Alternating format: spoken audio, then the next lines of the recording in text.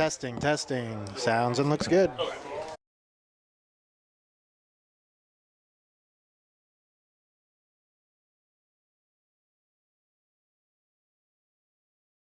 Testing, testing. Sounds and looks good.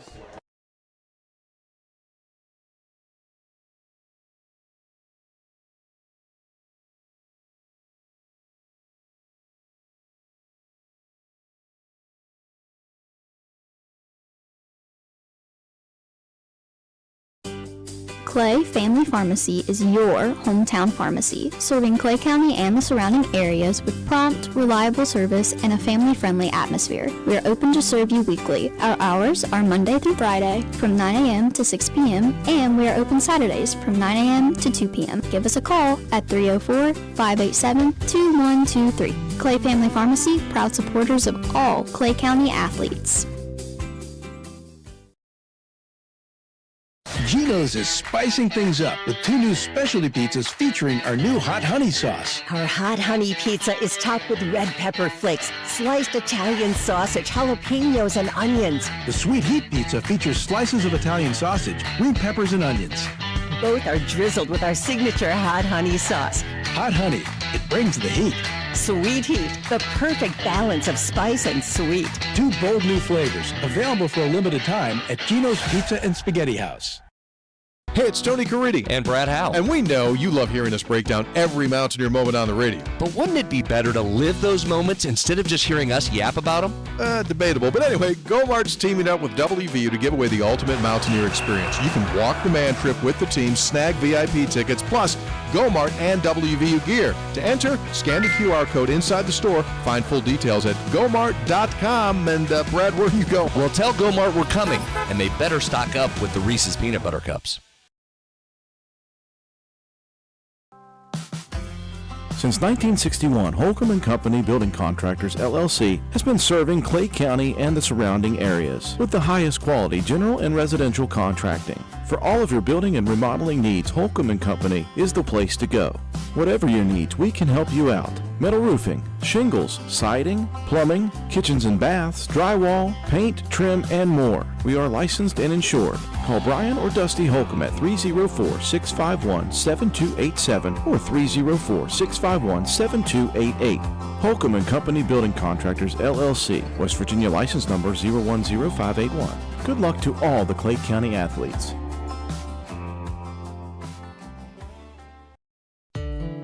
Legs Welding, Inc., located in Clay County, West Virginia, has provided high-quality products and services to the vital West Virginia coal mining industry since 1978. Specializing in custom underground mining equipment such as shuttle car bodies, scoops, booms, and components. Legs Welding is fully equipped and capable of performing a variety of your welding and manufacturing needs. We only use American-made steel, and we take pride in our solid, strong American craftsmanship. Legs Welding, Inc., 304-587-4335. Proud to support the students and athletes of Clay County.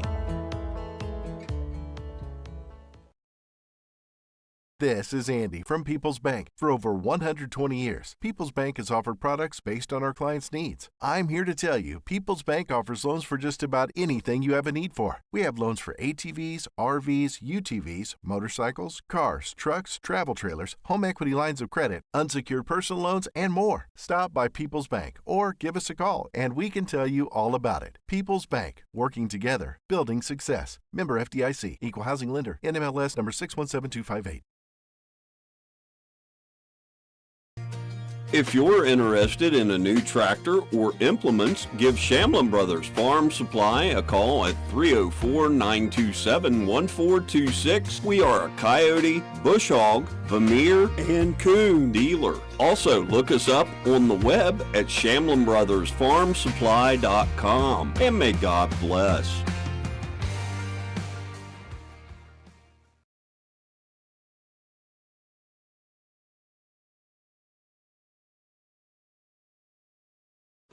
Stump's Funeral Home and Cremation has been in business since 1897. Family owned and operated for 6 generations, offering you and your loved ones services with dignity and respect. With 3 locations to serve your needs in Grantsville, Arnold, Reynoldsburg, and Stumpmatics Funeral Home in Clendenin. We offer traditional funeral services, cremation, green burial, monuments, new sales and lettering of existing stones, military services, funeral pre-planning, and aftercare grief resources. Let our licensed professionals guide you through the difficult process of honoring and saying goodbye to your loved ones. Stumps Funeral Home and Cremation. There's nothing quite like a homemade meal from Tudor's Biscuit World. We use real buttermilk to craft our delicious biscuits, one batch at a time, and serve them with our signature platters. Here, you will taste the freshness in every bite. From our classic breakfast sandwiches to favorites like our breakfast wraps, every meal brings a taste of simpler times. Whether it's tailgating or an office event, let Tudor's do the cooking. Visit tudorscatering.com for all your catering needs. Escape the hustle and bustle of this busy life on a 250-acre private gated farm, Walker Creek Farms and Cabins. We have 9 rental cabins, 6 ponds, 6 miles of hiking trails, a playground, paddle boats, and more. Each cabin has plenty of privacy with a hot tub at each cabin, a fire pit, grill, hammock and rocking chairs, and porch swings to relax and take it all in. Animal lovers will enjoy interacting with our small barn animals. We have sheep, goats, horses, and more. You can even collect your own eggs from our chicken coop and have an authentic down-on-the-farm breakfast back at your cabin. Walker Creek Farms and Cabins. You can find us on the web at walkercreekfarms.com and book or on Airbnb. Call 304-286-5200 or 304-421-4392 for any additional information.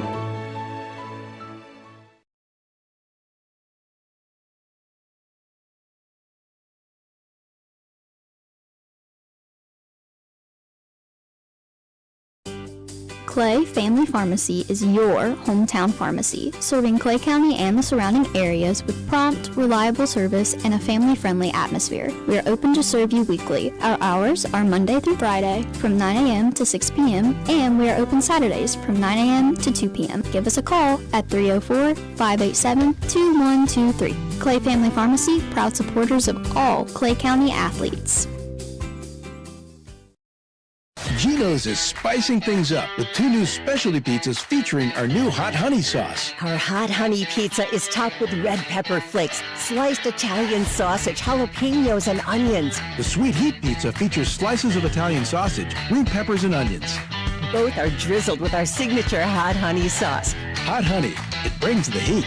Sweet heat, the perfect balance of spice and sweet. 2 bold new flavors, available for a limited time at Geno's Pizza and Spaghetti House. Hey, it's Tony Caridi. And Brad Howe. And we know you love hearing us break down every Mountaineer moment on the radio. But wouldn't it be better to live those moments instead of just hearing us yap about them? Debatable. But anyway, GoMart's teaming up with WVU to give away the ultimate Mountaineer experience. You can walk the man trip with the team, snag VIP tickets, plus GoMart and WVU gear. To enter, scan the QR code inside the store. Find full details at gomart.com. And Brad, where do you go? Well, tell GoMart we're coming, and they better stock up with the Reese's Peanut Butter Cups. Since 1961, Holcomb & Company Building Contractors, LLC, has been serving Clay County and the surrounding areas with the highest quality general and residential contracting. For all of your building and remodeling needs, Holcomb & Company is the place to go. Whatever your needs, we can help you out. Metal roofing, shingles, siding, plumbing, kitchens and baths, drywall, paint, trim, and more. We are licensed and insured. Call Brian or Dusty Holcomb at 304-651-7287 or 304-651-7288. Holcomb & Company Building Contractors, LLC, West Virginia license number 010581. Good luck to all the Clay County athletes.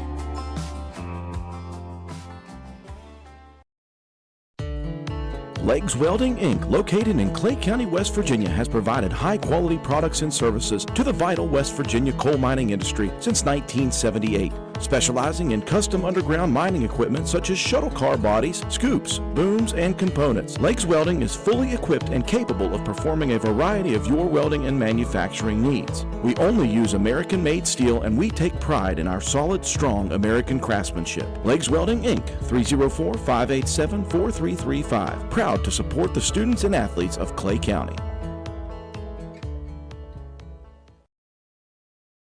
This is Andy from People's Bank. For over 120 years, People's Bank has offered products based on our clients' needs. I'm here to tell you, People's Bank offers loans for just about anything you have a need for. We have loans for ATVs, RVs, UTVs, motorcycles, cars, trucks, travel trailers, home equity lines of credit, unsecured personal loans, and more. Stop by People's Bank or give us a call and we can tell you all about it. People's Bank, working together, building success. Member FDIC, Equal Housing Lender, NMLS number 617258.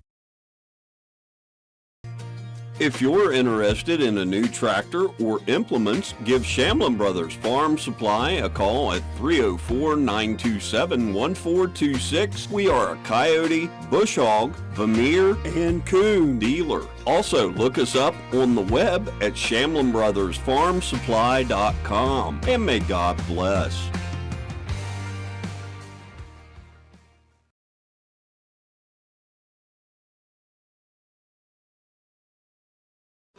Stump's Funeral Home and Cremation has been in business since 1897. Family owned and operated for 6 generations, offering you and your loved ones services with dignity and respect.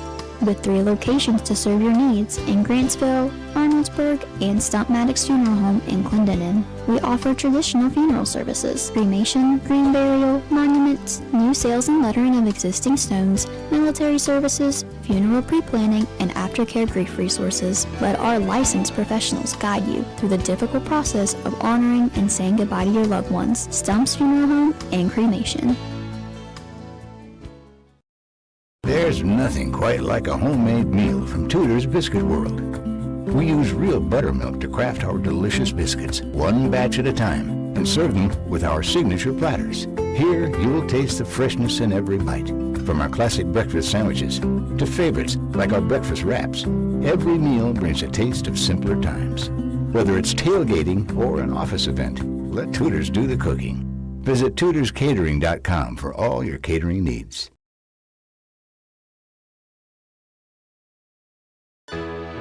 Escape the hustle and bustle of this busy life on a 250-acre private gated farm, Walker Creek Farms and Cabins. We have 9 rental cabins, 6 ponds, 6 miles of hiking trails, a playground, paddle boats, and more. Each cabin has plenty of privacy with a hot tub at each cabin, a fire pit, grill, hammock and rocking chairs, and porch swings to relax and take it all in. Animal lovers will enjoy interacting with our small barn animals. We have sheep, goats, horses, and more. You can even collect your own eggs from our chicken coop and have an authentic down-on-the-farm breakfast back at your cabin. Walker Creek Farms and Cabins. You can find us on the web at walkercreekfarms.com and book or on Airbnb. Call 304-286-5200 or 304-421-4392 for any additional information. Clay Family Pharmacy is your hometown pharmacy, serving Clay County and the surrounding areas with prompt, reliable service and a family-friendly atmosphere. We are open to serve you weekly. Our hours are Monday through Friday from 9 a.m. to 6 p.m. and we are open Saturdays from 9 a.m. to 2 p.m. Give us a call at 304-587-2123. Clay Family Pharmacy, proud supporters of all Clay County athletes. Geno's is spicing things up with 2 new specialty pizzas featuring our new hot honey sauce. Our hot honey pizza is topped with red pepper flakes, sliced Italian sausage, jalapenos, and onions. The sweet heat pizza features slices of Italian sausage, green peppers, and onions. Both are drizzled with our signature hot honey sauce. Hot honey, it brings the heat. Sweet heat, the perfect balance of spice and sweet. 2 bold new flavors, available for a limited time at Geno's Pizza and Spaghetti House. Hey, it's Tony Caridi. And Brad Howe. And we know you love hearing us break down every Mountaineer moment on the radio. But wouldn't it be better to live those moments instead of just hearing us yap about them? Debatable. But anyway, Go-Mart's teaming up with WVU to give away the ultimate Mountaineer experience. You can walk the man trip with the team, snag VIP tickets, plus Go-Mart and WVU gear. To enter, scan the QR code inside the store. Find full details at gomart.com. And Brad, where do you go? Well, tell Go-Mart we're coming, and they better stock up with the Reese's Peanut Butter Cups. Since 1961, Holcomb & Company Building Contractors, LLC has been serving Clay County and the surrounding areas with the highest quality general and residential contracting. For all of your building and remodeling needs, Holcomb & Company is the place to go. Whatever your needs, we can help you out. Metal roofing, shingles, siding, plumbing, kitchens and baths, drywall, paint, trim, and more. We are licensed and insured. Call Brian or Dusty Holcomb at 304-651-7287 or 304-651-7288. Holcomb & Company Building Contractors, LLC, West Virginia license number 010581. Good luck to all the Clay County athletes. Legs Welding, Inc., located in Clay County, West Virginia, has provided high-quality products and services to the vital West Virginia coal mining industry since 1978. Specializing in custom underground mining equipment such as shuttle car bodies, scoops, booms, and components, Legs Welding is fully equipped and capable of performing a variety of your welding and manufacturing needs. We only use American-made steel, and we take pride in our solid, strong American craftsmanship. Legs Welding, Inc., 304-587-4335. Proud to support the students and athletes of Clay County.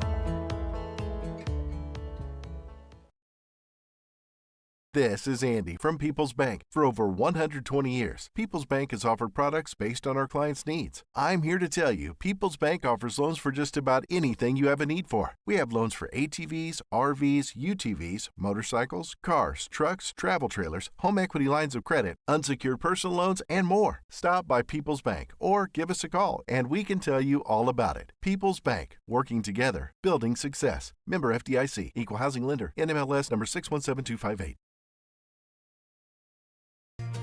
If you're interested in a new tractor or implements, give Shamlin Brothers Farm Supply a call at 304-927-1426. We are a coyote, bush hog, Vermeer, and coon dealer. Also, look us up on the web at ShamlinBrothersFarmSupply.com. And may God bless.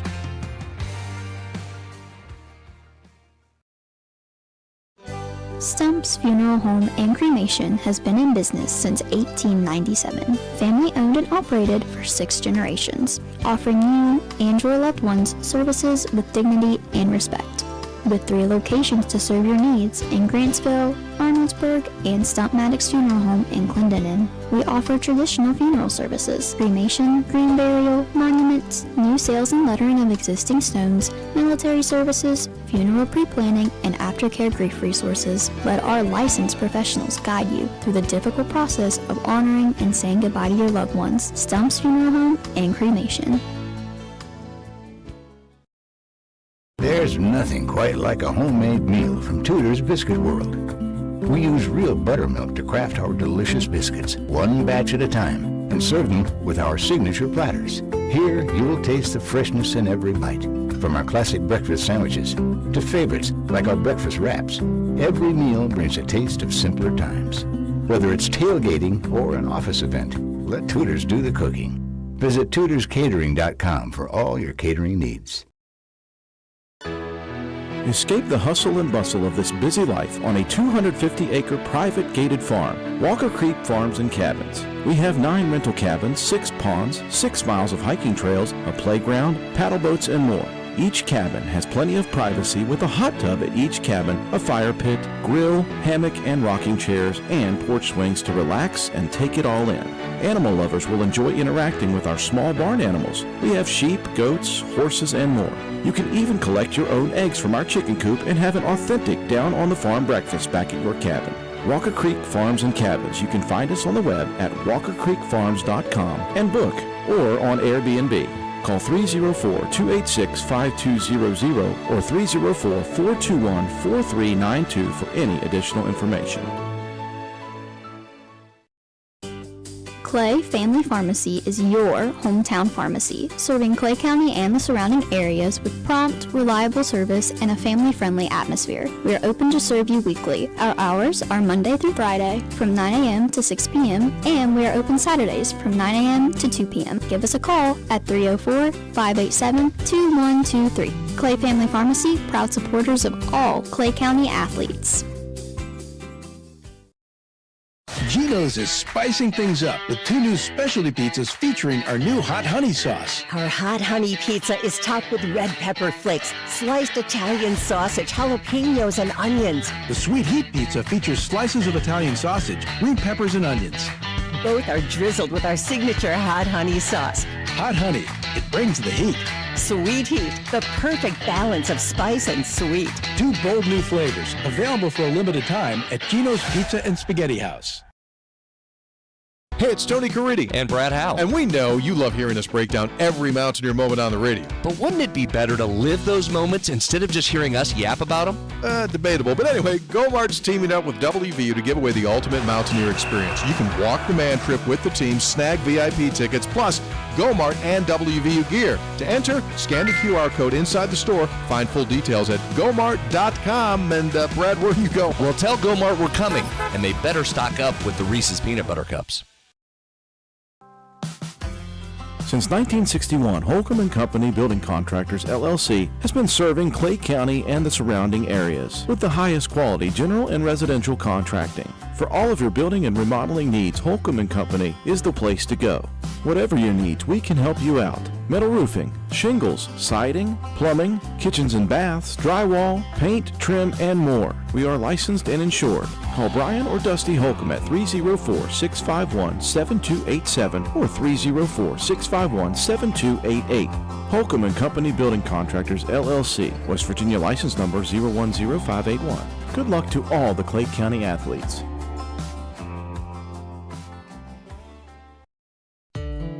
Legs Welding, Inc., located in Clay County, West Virginia, has provided high-quality products and services to the vital West Virginia coal mining industry since 1978. Specializing in custom underground mining equipment such as shuttle car bodies, scoops, booms, and components, Legs Welding is fully equipped and capable of performing a variety of your welding and manufacturing needs. We only use American-made steel, and we take pride in our solid, strong American craftsmanship. Legs Welding, Inc., 304-587-4335. Proud to support the students and athletes of Clay County.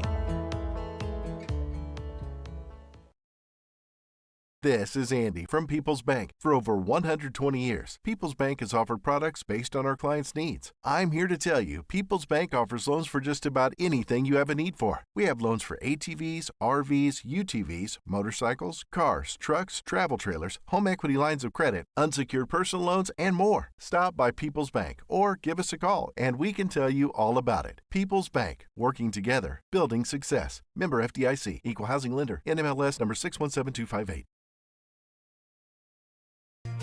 If you're interested in a new tractor or implements, give Shamlin Brothers Farm Supply a call at 304-927-1426. We are a coyote, bush hog, Vermeer, and coon dealer. Also, look us up on the web at ShamlinBrothersFarmSupply.com. And may God bless.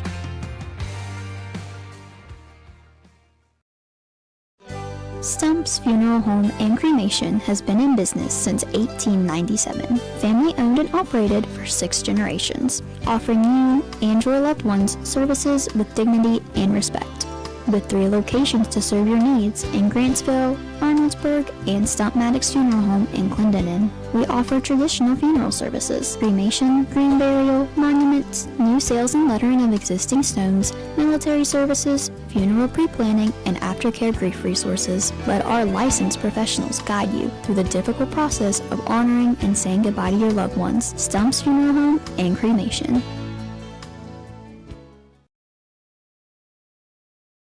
There's nothing quite like a homemade meal from Tudor's Biscuit World.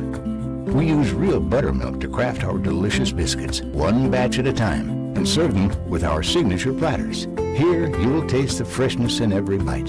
From our classic breakfast sandwiches to favorites like our breakfast wraps, every meal brings a taste of simpler times.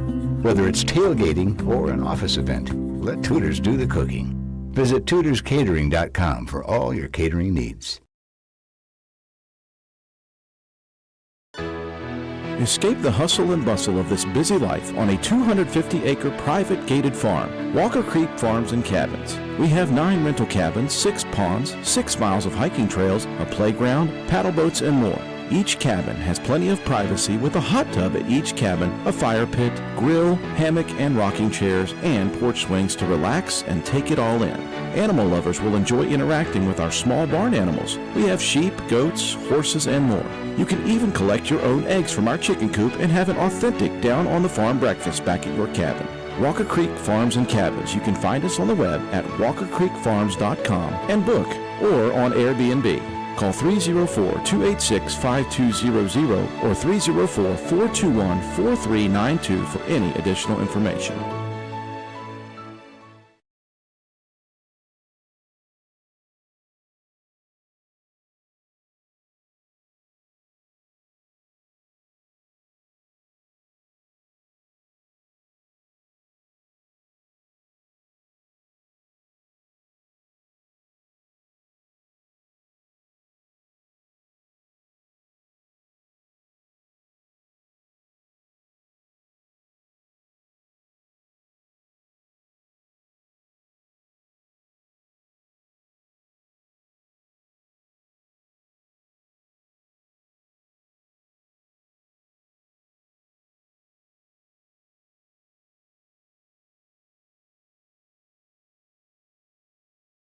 Geno's is spicing things up with 2 new specialty pizzas featuring our new hot honey sauce. Our hot honey pizza is topped with red pepper flakes, sliced Italian sausage, jalapenos, and onions. The sweet heat pizza features slices of Italian sausage, green peppers, and onions.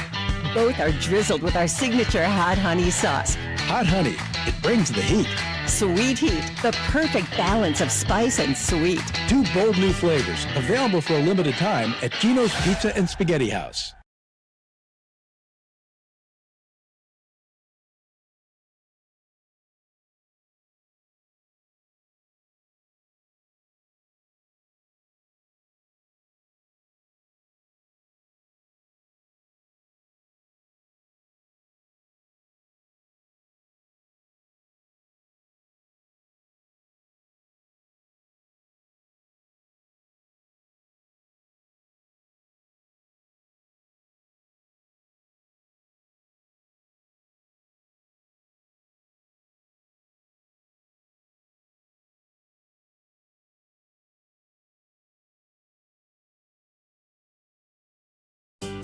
Clay Family Pharmacy is your hometown pharmacy, serving Clay County and the surrounding areas with prompt, reliable service and a family-friendly atmosphere. We are open to serve you weekly. Our hours are Monday through Friday from 9 a.m. to 6 p.m. and we are open Saturdays from 9 a.m. to 2 p.m. Give us a call at 304-587-2123. Clay Family Pharmacy, proud supporters of all Clay County athletes.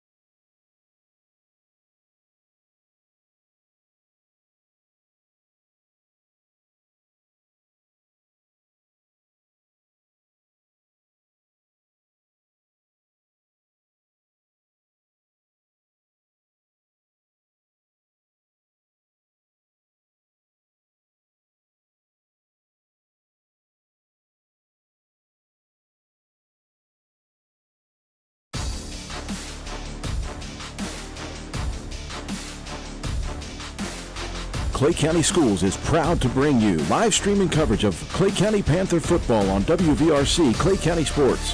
Clay County Panther football is also brought to you by these community sponsors: Clay Family Pharmacy, Walker Creek Farms and Cabins, Tudor's Biscuit World, Gino's Pizza and Spaghetti House, Stump Funeral Home and Cremation Services, Inc., Legs Welding, People's Bank, Shamblin Brothers Farm Supply, Holcomb & Company LLC Building Contractors, Go-Mart, and your Player of the Game Award brought to you by Clay County Schools. Now we take you up to the press box for live streaming coverage of Panther football with Alan Tanner, Dylan Vaughn, and the rest of the WVRC Clay County Sports crew. Well, good evening, everyone, and welcome in to Logan High School. We are at Willis Nisbet Stadium. You're looking live as pregame is underway. We're about 28 minutes from kickoff tonight for this matchup between the number 6 Logan High School Wildcats and the number 14 Clay County High School Panthers. And we are, you're looking live at some students out here that are being recognized for, looks like good achievement on maybe the standardized test. So, Dill, looks like we're going to have to do some work. We've got some work to do to match up. Congratulations, though, because I think it's anyone that scored benchmark or above on the end-of-year state test, Al. That is definitely exciting, and we are going to be ready to go. Here, as I'm adjusting my mic just a little bit here, as I'm getting a lot of feedback. Our next school that we will be congratulating. And all right, well, let's get you set for what we're going to see tonight here as, again, the Panthers are visiting another undefeated team in the Logan Wildcats. And Dill, this is a matchup, we've talked about it in previous weeks, of two teams with very similar styles. So I think we're going to see an exciting game. We may be here a little while. Both teams like to throw the ball a lot. What do you think is going to happen tonight? What are you thinking? I think we're going to see the ball in the air quite a bit, just from watching a little bit of film from Logan. Coming off of a game last week against South Harrison where we saw, maybe 2-3 passes in the whole game from the away team. I think we're going to see quite a bit here, Al. They like to put the ball in the air. The quarterback has a big arm, and he's not afraid to sling it down the field. I think we're going to see some big plays from both the offense and the defense. I think it's going to be a pretty good showing for everybody that came out here to the. This is a beautiful stadium, Al. Just got to say it. Yes, it really is, and the sun has finally set over the top of the mountains, and it is a beautiful night, and this place is packed as well. I don't know if you all at home can hear what's going on here in the stadium, but it is packed, and it is a beautiful night, and we're going to get set to see some football. Let's take a quick break and hear from our sponsors, and then when we come back, let's bring you the standings. Let's talk about what we're going to see in this game and get you set for tonight's matchup. Let's go to a break. There's nothing quite like a homemade meal from Tudor's Biscuit World. We use real buttermilk to craft our delicious biscuits, one batch at a time, and serve them with our signature platters. Here, you'll taste the freshness in every bite. From our classic breakfast sandwiches to favorites like our breakfast wraps, every meal brings a taste of simpler times. Whether it's tailgating or an office event, let Tudor's do the cooking. Visit tudorscatering.com for all your catering needs. All right, we are back, and Dill, let's take a look at the standings for Class AA. We are now officially through 5 weeks of the season, and most of these teams have played 5 games. So let's take a quick look at the standings for Class AA and see kind of where we stand. As you can see it on your screen there, Logan High School is the opponent tonight. They're at number 6, and our very own Clay County Panthers sitting at number 14 at 3-2. Something I want to mention here, if fans, if you're not sure, there are a lot of teams on there that you're going to see that the Panthers play this year. Of course, obviously, Logan High School, they're sitting at number 6. At 9 was Midland Trail. We've already faced them, so that's a team we've saw this year. South Harrison, of course, who we defeated last week, still sitting at number 13. The Panthers get a win tonight. I imagine they'll jump them. You're going to see Roane County sitting down there at 15, a team that, a very good Roane County team that I highly doubt will stay there for very long. Yeah, you're right. They have lost one game to a very quality opponent in Williamstown, and that's probably a Williamstown team that's going to be playing for a state championship. So they're sitting down there at 15. Just below the 16 mark is Buffalo High School. They're sitting at 17, who we've played. And also, you're going to see, it's not on your screen, but Sissonville, who we beat earlier this year at 2-3, sitting at number 20. So again, another quality opponent for the Panthers there. And then, of course, teams we'll yet to see down the road. Braxton County sitting at 23. They've got 2 wins on the season, and Ravenswood at 32. Yet to get a win, but I imagine they'll do so pretty quickly. So that's kind of your update of where we're at midway through the season as the Panthers are set here to start the second half of the season. And to get you kind of set up, I want to talk about the offense a little bit. Now, we're an offensive team. We struggled mightily. We talked about this early on this year. The offense kind of struggled out the gate. And that was something we weren't sure what the offense was going to have. We had a sophomore quarterback who really played through injury last year, so didn't play quite as much quarterback as you would expect as a freshman. And so it was really a big task and a tall task to ask of him to come in and just put a lightning offense right out on the field from game one. And we saw the struggles, and I think everybody may have jumped the gun a little bit and said, well, do we really have the offense we're going to need to run this style of play? I don't know how you feel, but I think Cooper has came a very, very long way. Yeah, we were talking about that up here a little bit ago. Tara could even see it on the field. You know, she said Cooper has a confidence about him now that it's not a cocky confidence. It's just, I can do this and I can play like this. Yeah. So we're going to be looking for that tonight. I was shocked, and I shouldn't be shocked, but he's already over 1,000 yards halfway into the season. I think he has over 10 touchdown passes, and it helps when you have those 2 big receivers on the outside. So, yes, to answer your question, yes, I am impressed with Cooper. Yeah. And he's just going to keep getting better as he gets the reps. Yeah, and he looks much more like a junior or senior and less like a freshman sophomore halfway through the season. Just looking at him, watching him warm up, talking to him at school in the hallways. Of course, I have him in class. You can see it. It's a quiet confidence. It's I'm not going to say that I'm good, but you can tell he knows that he's got the ability to do a lot of things on the field. And I want to take fans back to last week, and you're going to see a video here in just a moment. I'm going to let it kind of play through here, but Collins had a big game last week, and that was no small feat. And I don't know if fans realize it or not, but that was one of the biggest wins that we've had in a long time at Bradley Field. Playing an undefeated South Harrison team, a team that come in and really had dominated about everybody they'd played, and we really just did what we wanted to do offensively, and it started at the quarterback position. So let's go now. You're going to see on your screen a little bit of what Cooper was able to do last week.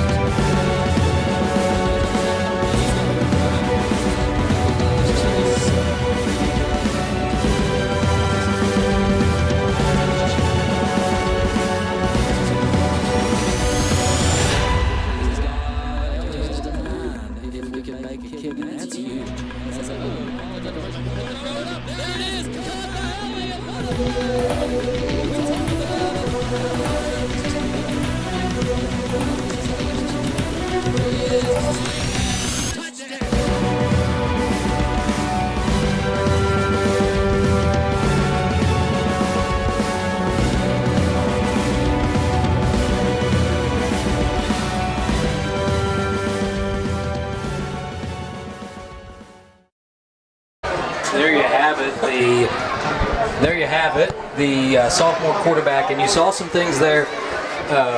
When you think of an offense, a high-powered offense, you think we're going to throw it down the field deep. It's not always that. We talk about it every single week. It's get the ball to your playmakers, and when you do that, good things happen. And Cooper has continued to do that. That little out route, which he has, him and Jacoby Nichols have almost perfected by week 6. When that ball gets out to Jacoby and he catches it, look out, because he is very, very hard to bring down. So pretty good stuff there by Cooper, and you're glad to see it. Of course, Cooper coming on the heels, kind of playing on the heels of brother Noah, who did his own thing. Cooper kind of paving his own way. And I want to mention one other thing, Dil.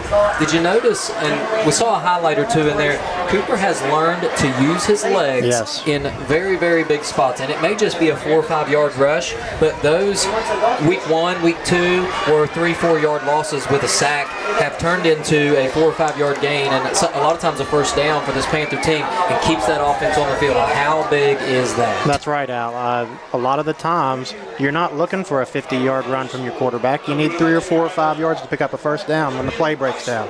Or you're looking to get 5 or 6 yards on second down to get it to 3rd and short. So Cooper's doing a good job of that. Like we said, he's getting the ball out of his hands quickly in the passing game, but you are absolutely correct. When he can tuck it and run, he's picking up those tough yards and getting everything he needs. Yeah, you're absolutely right there. And I want to switch now as we're about 18 minutes to game time. I want to switch gears a little bit here when you're talk about the defensive side of the ball. With a high-powered offense, a lot of times the defense goes unnoticed. And so we'll talk about the defense for a minute. Clay County is giving up, on average, 28.2 points per game, and that is opposed to scoring at 32.4 points per game. So that's always a recipe for success when you're averaging more than you're giving up.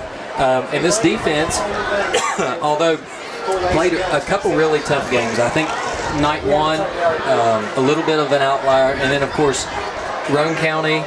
That's a game in itself. That's a team that that's something you're not going to see week in and week out. And so I think you're going to see a better defense. And I want to highlight last week's defense because they did a really good job on the field last week. So let's go to the quick. We got some highlights for you. I hope you enjoyed this. Let's take a look at what the defense was able to do against the South Harrison team that likes to run the ball and was very successful at it up until last week. We hope you enjoy this.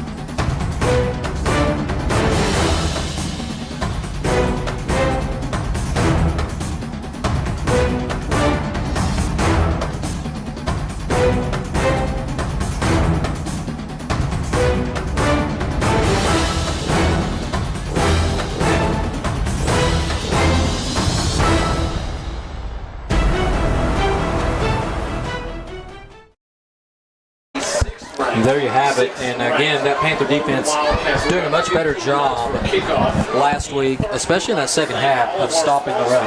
And I think that's going to be an important key. Now, of course, we switch gears tonight. This is a passing team. But if we can control the line of scrimmage like that, I think good things are going to happen, Bill. You're right, Al. This is a completely different offense that we're going to see tonight. Senior quarterback Adam Basin, he's 6 foot 190, loves to sling the ball down the field and show off his arms.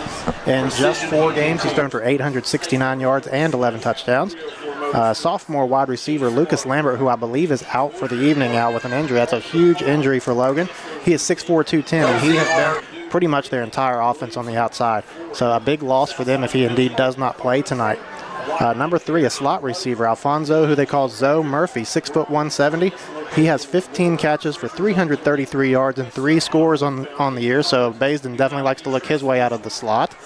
I think I've heard that maybe Colton Green, they call him Grant Green, is also injured this evening, so we might not see much of him. He's another solid receiver for Logan. So it's really hard to tell who we're going to see on the outside. They don't run the ball a lot, but I know you were down on the field talking to Coach, and he's looking for a little more running of the ball tonight. They seem to love to go to Caleb Johnson, number 12, 28 carries, 93 yards, and a touchdown this year. And on the defensive side, Al, we've talked about this guy a lot. Watch out for number 70, big Rob Yes. Ball, 6'4", 285, All-State honorable mention last year. I would imagine he's going to be probably on the first or second team this year because he already has 3 sacks. And listen to this, 12 quarterback hurries. He's in the backfield every game, all evening. We got to block him up. He does like to use his swim move a lot. We kind of saw that on film, so if we can poke him in the ribs a few times, maybe he'll think about it a little bit more. So this is a formidable opponent now, obviously 4-0. I think with a couple injuries, maybe we come into this one feeling a little better about ourselves. But we just got to go out there and play against whoever is on the field, Al. Yeah, you're right. And you mentioned it. Rob is a big man. And we're going to have to find a way to block him tonight for sure as we get set to go. The band is on the field, and so let's take a quick commercial break. And when we come back, we're going to hear from head coach Jason Nichols, as I was able to get a word with him on the field. And then after that, we'll have your starting lineups. We're about 13 minutes from the start of this ball game. Thanks for tuning in. You're watching WVRC, Clay County Sports. Since 1961, Holcomb & Company Building Contractors, LLC has been serving Clay County and the surrounding areas with the highest quality general and residential contracting. For all of your building and remodeling needs, Holcomb & Company is the place to go. Whatever your needs, we can help you out. Metal roofing, shingles, siding, plumbing, kitchens and baths, drywall, paint, trim, and more. We are licensed and insured. Call Brian or Dusty Holcomb at 304-651-7287 or 304-651-7288. Holcomb & Company Building Contractors, LLC, West Virginia license number 010581. Good luck to all the Clay County athletes.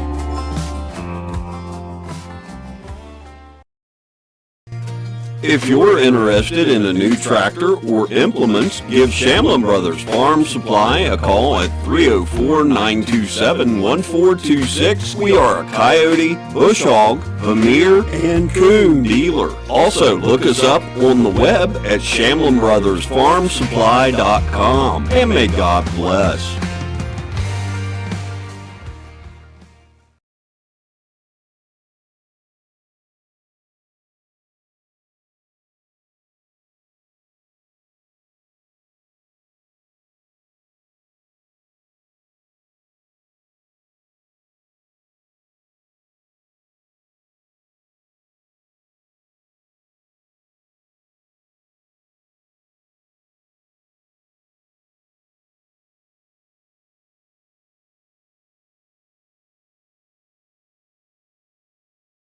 This is Andy from People's Bank. For over 120 years, People's Bank has offered products based on our clients' needs. I'm here to tell you, People's Bank offers loans for just about anything you have a need for. We have loans for ATVs, RVs, UTVs, motorcycles, cars, trucks, travel trailers, home equity lines of credit, unsecured personal loans, and more. Stop by People's Bank or give us a call and we can tell you all about it. People's Bank, working together, building success. Member FDIC, Equal Housing Lender, NMLS number 617258.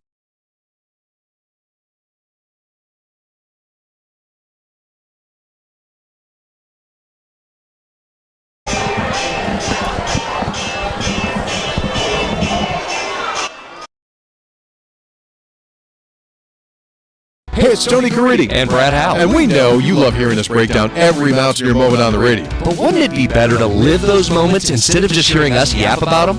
Debatable. But anyway, Go-Mart's teaming up with WVU to give away the ultimate Mountaineer experience. You can walk the man trip with the team, snag VIP tickets, plus Go-Mart and WVU gear. To enter, scan the QR code inside the store. Find full details at gomart.com. And Brad, where you go? Well, tell Go-Mart we're coming, and they better stock up with the Reese's Peanut Butter Cups.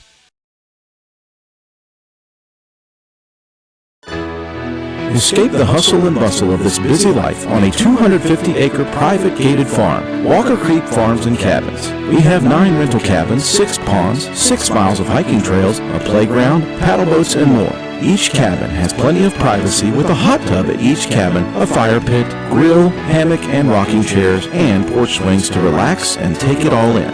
Animal lovers will enjoy interacting with our small barn animals. We have sheep, goats, horses, and more. You can even collect your own eggs from our chicken coop and have an authentic down-on-the-farm breakfast back at your cabin. Walker Creek Farms and Cabins. You can find us on the web at walkercreekfarms.com and book or on Airbnb. Call 304-286-5200 or 304-421-4392 for any additional information. Well, we're back, and Dill, I was able to catch up with Coach Nichols before the game, and as always, he gave some pretty good insight as to what's going to happen tonight. Let's go now to a word from Coach Nichols.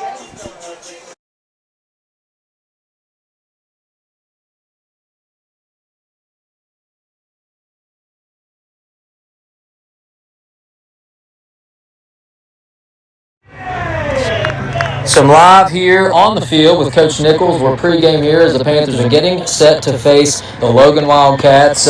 Coach, thanks for taking time to talk to us. What are your general thoughts on tonight's matchup? Well, you know, we got a good opponent tonight. We got a team that likes to put the ball in the air. We like to put the ball in the air, so I hope everybody's ready to be here a while. Absolutely. Well, I think it makes for a fun game.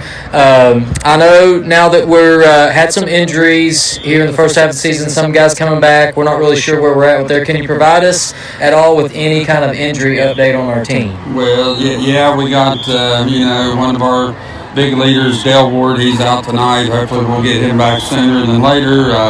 We got a couple guys that's probably not quite 100%, and Brody has got a dinged up ankle a little bit. We got Nick that's got a issue with his hip, Nick Williams. So, we've got anytime you're 4, 5, 6 games into the season, you've got players that's got some ailments going on, and just taking those ice baths daily, and hopefully they'll get back sooner than later.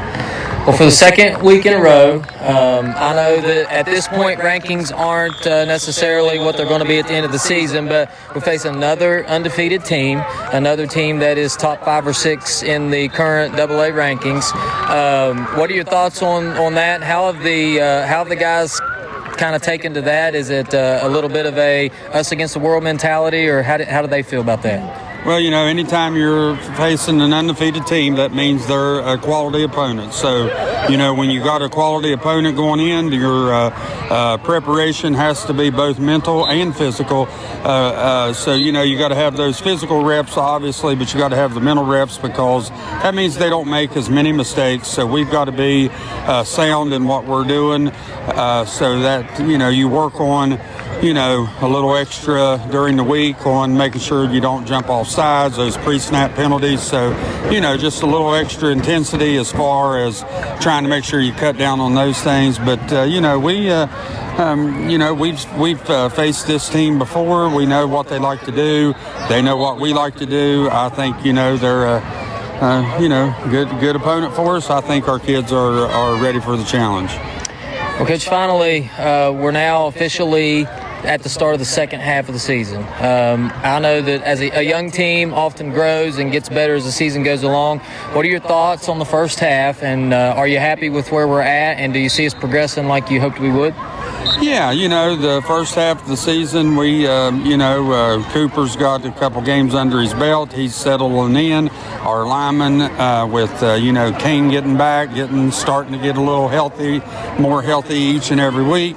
He's still probably not quite 100%, so he's, still rotating a little bit in there. Vince has done a good job stepping in for Kane. So, obviously you want to be healthy, and tonight we're not quite as healthy as we'd like to be, but once you can get all of that going on, you can start to click as the season continues to progress. So we're pleased with where we're at. We're obviously not where we need to be if we want to make a run at these playoffs, and maybe even once we get in there be a little more dangerous. So we got work to do. Well, Coach, I know it's you got some things to do, so I'm going to let you go here, but I'm excited for the game. I think fans are excited for the game, so good luck and bring home a victory. All right, thank you very much. And there you have it, a word from Coach Nichols as he's ready to go. He's got the boys ready to go. The Panthers have made their way onto the field, and before the captains come onto the field, I think it's time to introduce you to the starting lineup for the Panthers, and let's do that now. Here's your starting lineup for the Panthers.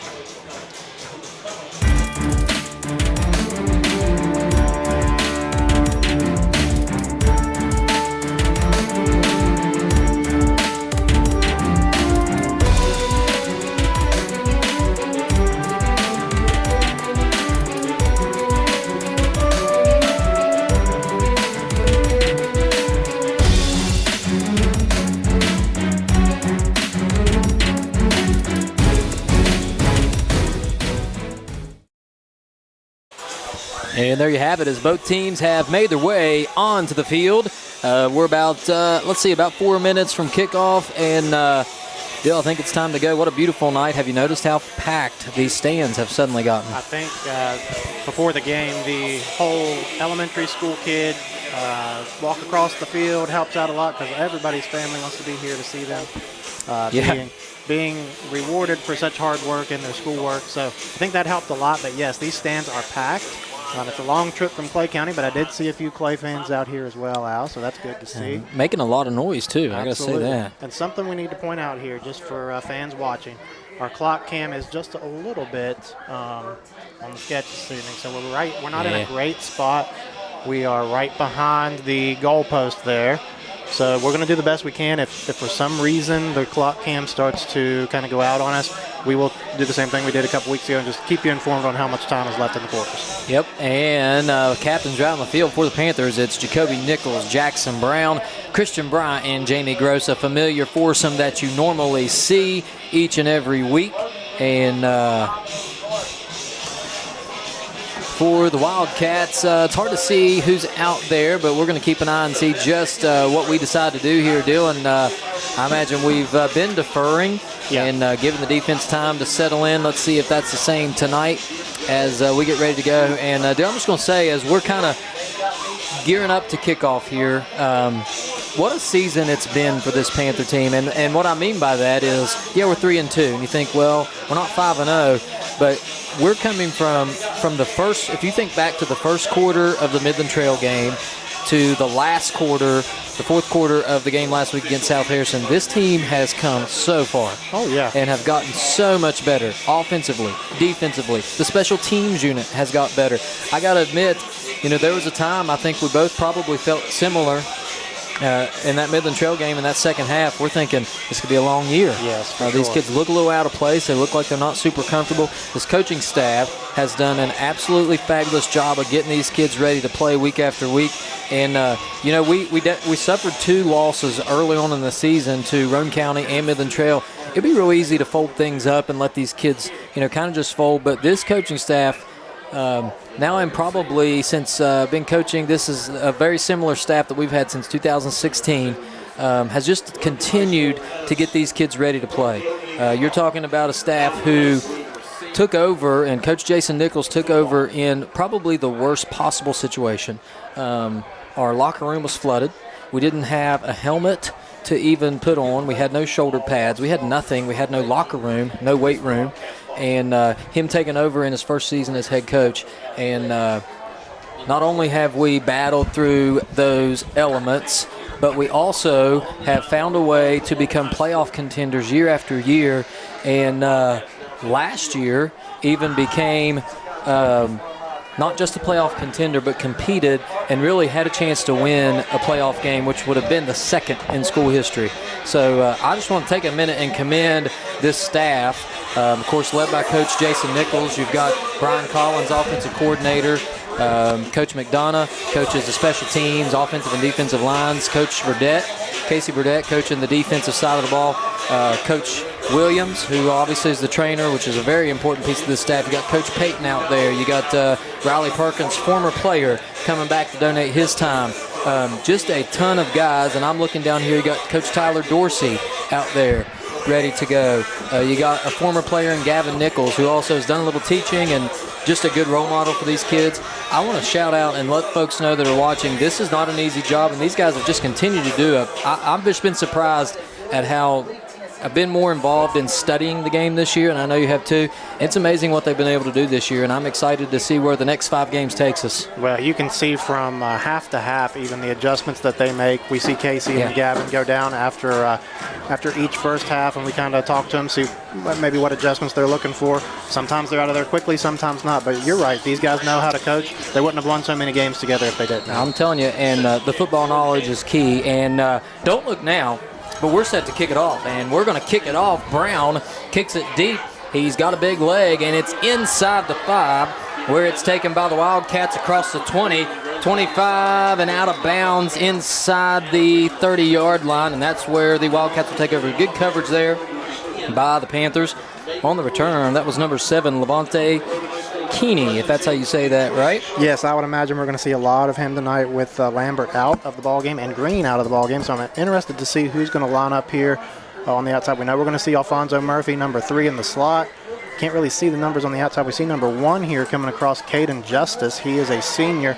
Numbers on the far side kind of hard to see, but they do have 2 backs in the backfield, Al. Yeah, immediately going to a split back formation with some injuries. That is the big running back, 6'1", 205, Caleb Johnson, split to the right of senior quarterback Baisden, and Keeney, the smaller, quicker back to the left. Immediately, first play, Baisden throws it out into the flat, incomplete. That pass dropped by Alfonso Murphy. Coverage, even if he caught it, Dill, if we make a tackle there, that's a loss on the play, so good start for the Panthers. Yeah, Jacoby Nichols was breaking on that ball pretty well. I don't think he had much, even if the ball is completed. There is a lot of room out there with the spread offense, Al. You look in the middle of that field. We've said it several times again when Clay's playing against the team. A lot of room in the middle. Got to keep them kind of contained here. And you'll notice you're going to see Nichols playing a lot more on those slot receivers tonight with Delwart out, and that's Gatlin Stanton, the junior over there on that far right corner. This time it's a handoff to Keeney, and he's got room to run. He's across the 35-40, tripped up and taken down by Cohen Ramsey at the 45, and that's a big gain for the Wildcats. Going to be first down and 10. Al, he's a sophomore. They gave him a lot of chances against both Tug Valley and Wayne, and he didn't do much with it. Good first run there from him, though. You can tell he's a good athlete. We're going to have to kind of adjust our game plan because they're going quick pass and run on the first 2 plays of the game. So those defensive linemen got to be ready in the middle here, Al. Yeah, a little bit different look from what we've seen on film, again, with the injuries to the Wildcat offense. Again, it's a split-back formation. It's Keeney to the left, the bigger Johnson to the right. We got 2 receivers right, single receiver left, Basin, the quarterback. He'll hand it to Keeney, this time running to his right. He cuts upfield, nowhere to go, and he's going to be hit hard by a host of Panthers. Gain of 2 to the 47-yard line. Nice play there. I couldn't tell who that was made the tackle, Deal, but nonetheless, nothing much there. Looked like maybe Christian Bryant getting there first, and then Jaden Morris chasing him down from the back. I did see big number 70, Rob Ball, coming through there on a trap play. Didn't get a piece of anybody there, so good job by that interior defensive line. It's going to be 2nd and long here, Al. Keep an eye on Nick Williams playing that inside defensive tackle on the left side of the defensive line for the Panthers. The quicker Williams, he's been banged up a little bit, so we'll see what he can do. But in passing situations, and this defense gets in a pass rush, watch out for him. As again, it's a handoff, this time to Johnson. Nowhere to go, and he maybe got back to the line of scrimmage. I think that's where they'll mark him down, and immediately 3rd and long here. And we know from last week, when teams getting a 3rd and long, this is good news for the Panther defense. Yes, it's a little different this week because this team is a high-octane throwing offense, so they might not be as uncomfortable on 3rd and long. However, you'd much rather be 3rd and short than 3rd and long, even if you are a high-octane passing offense. Good play by Blake Coleman there, by the way, knifing in there and taking him down at the knees. Yeah, good Blake playing that outside linebacker with Scarborough as well. This time it's a regular ace formation. Keeney the back. It's going to be a pass. Baisden looking to throw, looking over the middle. He's going to throw it deep. Coverage is there, and it's still caught. What a play. That was Alfonso Murphy, the sophomore, in double coverage. Ramsey was there, but that's what a good offense does, still making a play, and it's going to be first down and goal quickly for the Wildcats. Yeah, good pocket there for Baisden. He was able to stand back there as long as he wanted and just chuck it down the field to his big-time receiver, Murphy. And he was able to make a play on it. Like you said, I thought Cohen was going to be able to make a play on it, but Murphy just jumped over him and made the play himself. It's going to be a tough stop here on 1st and goal. It's a handoff this time to Johnson. Nowhere to go. He's stopped by That's Cooper Collins, the quarterback out there playing some defense tonight in the absence of Delwood. He makes a nice tackle right at the line of scrimmage. Should be 2nd and goal from the 9, nowhere to go with 9:23 to go in the first quarter. Al, from what I've seen from Logan down here in this red zone, when they're backed up, they like to run the seam routes to their slot receivers. Watch for a little slant or an out route here for one of those slot receivers. And we got some early motion. That's going to be a flag as that was Keeney, the running back, a little bit early there as he was antsy to make a move. That's going to back him up 5. But you mentioned it. I'm not sure that this offense really minds to be backed up 5 yards because it just gives them a little more room to operate here. Just such a big play offense. Again, you're going to watch for Murphy. You're going to watch for number 1 over here. I finally see the number 5. Our senior, Braden Craddock, over on the other side. Doesn't have a lot of stats this year, but you imagine if he's stepping in there, he's probably going to be able to make a play if they're trusting him here on Friday night, Al. Yes, Craddock split out wide left, and that's just a split out wide to the right with Murphy in the slot. Snap is back. It's a jet sweep to Murphy. He's being chased down. Nowhere to go. Runs him out of bounds. He's going to lose a yard on the play. I saw Williams initially kind of keep him from getting upfield. Nice play there by Nick. And eventually chased out of bounds there. Looked like Gatlin Stanton over there getting the start tonight. Good job holding the edge. And it's going to be 3rd and goal here. Big play. I believe, 3rd and goal here is a big play coming as in checks number 54. That's going to be Eddie Matheny, I believe. And Jamie Gross will check out as Panthers looking to get a pass rush here on Baisden. Baisden, the senior quarterback, is looking to the sideline now. It's 4 wide, ace formation. The back is Johnson. He's back to pass. He's going to throw it over the middle, and he's got a man open. Incomplete. The ball hit the ground. And I definitely thought I saw it skip off the ground there as he was open. Little miscommunication there in the secondary for the Panthers, and it's going to be 4th and goal. And we got lucky there, didn't we, Dill? Yeah, he's looking for Caden Justice on a little post route. He was not able to complete the pass. Justice tried to come out of there and say, I made the catch, but no. Definitely skipped off the turf there. It's going to be 4th and 15, our first key play of the game here. Defensive line get in there and get some pressure. You know they're going to try to put the ball in the air. Yep, it is 4th and goal all the way back from the 15-yard line, and Panthers going to have to make sure they get deep enough there as that was Johnson, or Justice rather, on the slant route there that just got behind the defense. And looked like maybe somebody was in zone, another in man. They just didn't realize who got behind them. And it's 4th down here. The Panthers need a big stop. Ace formation, Baisden the quarterback. He's going to drop back to throw. He's going to throw it over the middle. That's again, same receiver. Nice play. That was number 14, Joel Elliott, coming in from behind and making a play there. I think that Justice thought he was open. Didn't realize he had the sophomore Elliott from behind him. And the Panthers are going to take over. First down and 10. Alan, good coverage by Joel Elliott there. Justice might have had a step at the beginning of the route, but he was able to catch up from behind, make a play on it, swat it away. We'll take over deep in our own territory, but much better than giving up an early touchdown to Logan. Indeed it is, and on comes the offense for the Panthers as Collins, the quarterback, will step in. Scarborough, the back, will be flanked to his left. We're going to start in a trips formation. Trips left, single receiver Elliott to the right. Collins will take the snap.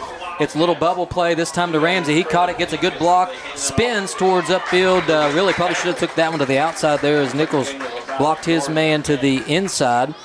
2-yard gain, not much happening there. It's 2nd and 8. Yeah, we've seen this a lot this year. You try to get Cooper into a rhythm early, get him a quick completion. Much rather stay in front of the chains.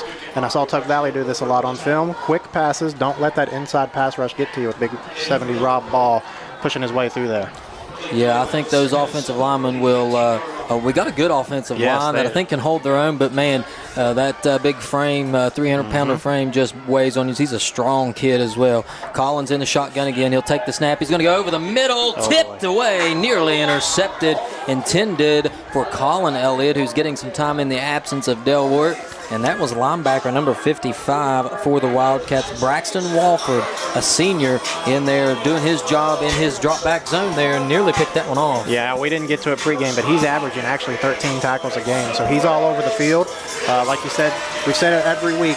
What do we get on interception on tips and overthrows? There was a tip, could have easily turned into an interception. Big early 3rd down for Clay County here. The crowd getting into it as this Logan defense looking for a 3-and-out early. The Panther offense looking to get on track here. Collins in the shotgun. He'll take a snap. He's immediately under pressure, escapes the pressure, looking, still rolling to his right, throws it away. Oh no, intercepted. And Flag on the play. Watch out, there's a flag in the backfield. Maybe a hold, as we're going to hope it's on the Wildcats. We'll check the flag, and Cooper just extended that one a little too much and probably tried to force it too much in there, and not what we wanted to see. As we're waiting on the call, it's against the Panthers.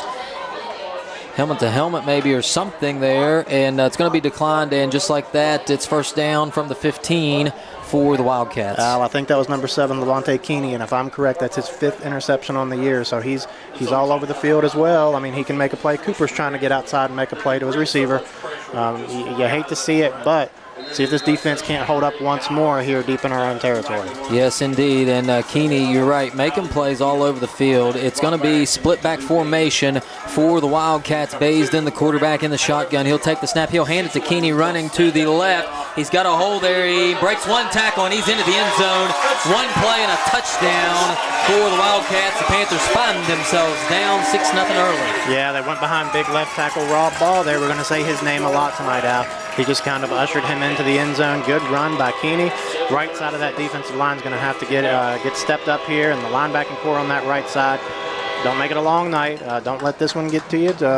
Cooper's just got to settle down there as a quarterback and step in there and make a play on the next drive. Forget about it. Short memory is what we always say. Yep, and we saw something similar last week. You know, Panthers gave up a couple scores early on the ground, and then really from that second score on really dominated the game. So we'll see if we can't do the same tonight. On to kick the extra point are the Wildcats. It's up, and it is good. It's 7-0 with 7:36 to play here in the first quarter. Panthers trailing. They'll try to get on the board next. Let's go take a quick break. Thanks for tuning in. You're watching WVRC, Clay County Sports. There's nothing quite like a homemade meal from Tudor's Biscuit World. We use real buttermilk to craft our delicious biscuits, one batch at a time, and serve them with our signature platters. Here, you'll taste the freshness in every bite. From our classic breakfast sandwiches to favorites like our breakfast wraps, every meal brings a taste of simpler times. Whether it's tailgating or an office event, let Tudor's do the cooking. Visit tudorscatering.com for all your catering needs.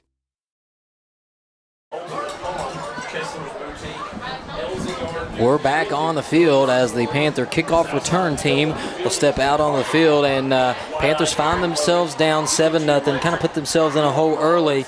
And you see that often after a big turnover, offense is making a big play. Let's get settled in here and get the offense back out on the field and get comfortable and see if we can't tie this thing up. Yeah, this is a chance to reset here. I mean, we got, Nichols and Elliott probably back here deep to return the kick, or does it just look like Nichols is back there?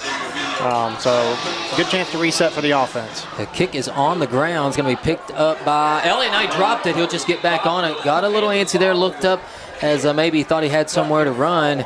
And even with that, it's good, not bad starting field position for this offense. They'll take over at the 33-yard line, and onto the field comes Cooper Collins and that Panther offense. Let's see if we can't get those guys on the outside involved and find a way to get this offense moving down the field. And don't be surprised if you see some of those big receivers, Elliott and Nichols, move inside to the slot some with the absence of Delwart to get things moving here. Looks like Colin Elliott might be in the game there in the slot as well, Al. Colin Elliott, the freshman, a good player, trying to make something happen here as Nichols will go in motion. Now he'll run back the other way. It's going to be a pitch to Nichols and getting him in the good block out there by Colin Elliott as Nichols finds his way for a gain of, we'll call it 4. Gain of 4 up to the 43-yard line. Actually, they're going to call that a gain of 5. It's going to be 2nd and 5 for the Panthers, and that was a nice play there. Again, just something that is Coach Collins called up there to get his playmakers involved. Yeah, kind of out of the ordinary. Send Nichols all the way across the formation, loop him back around, and get him the ball coming misdirection, and it worked there. I mean, you win first down on offense this week. Let's see what Cooper can do on second down. Snap is back. Collins going to throw, looking plenty of time, and now he's going to roll to his right, still looking back to his left. He's got some room here to run as he'll look. Now he's got a man open down the field. That's a little bit overthrown. That was Cohen Ramsey coming open late and getting good blocking up front by that offensive line. Coach Nichols mentioned it earlier in our pregame interview, but you're going to see more and more of 55 Kane Atha. Atha, just a junior, but was a starter last year for the Panthers and does a really good job coming off an injury here. Good to see him out there. Good blocking.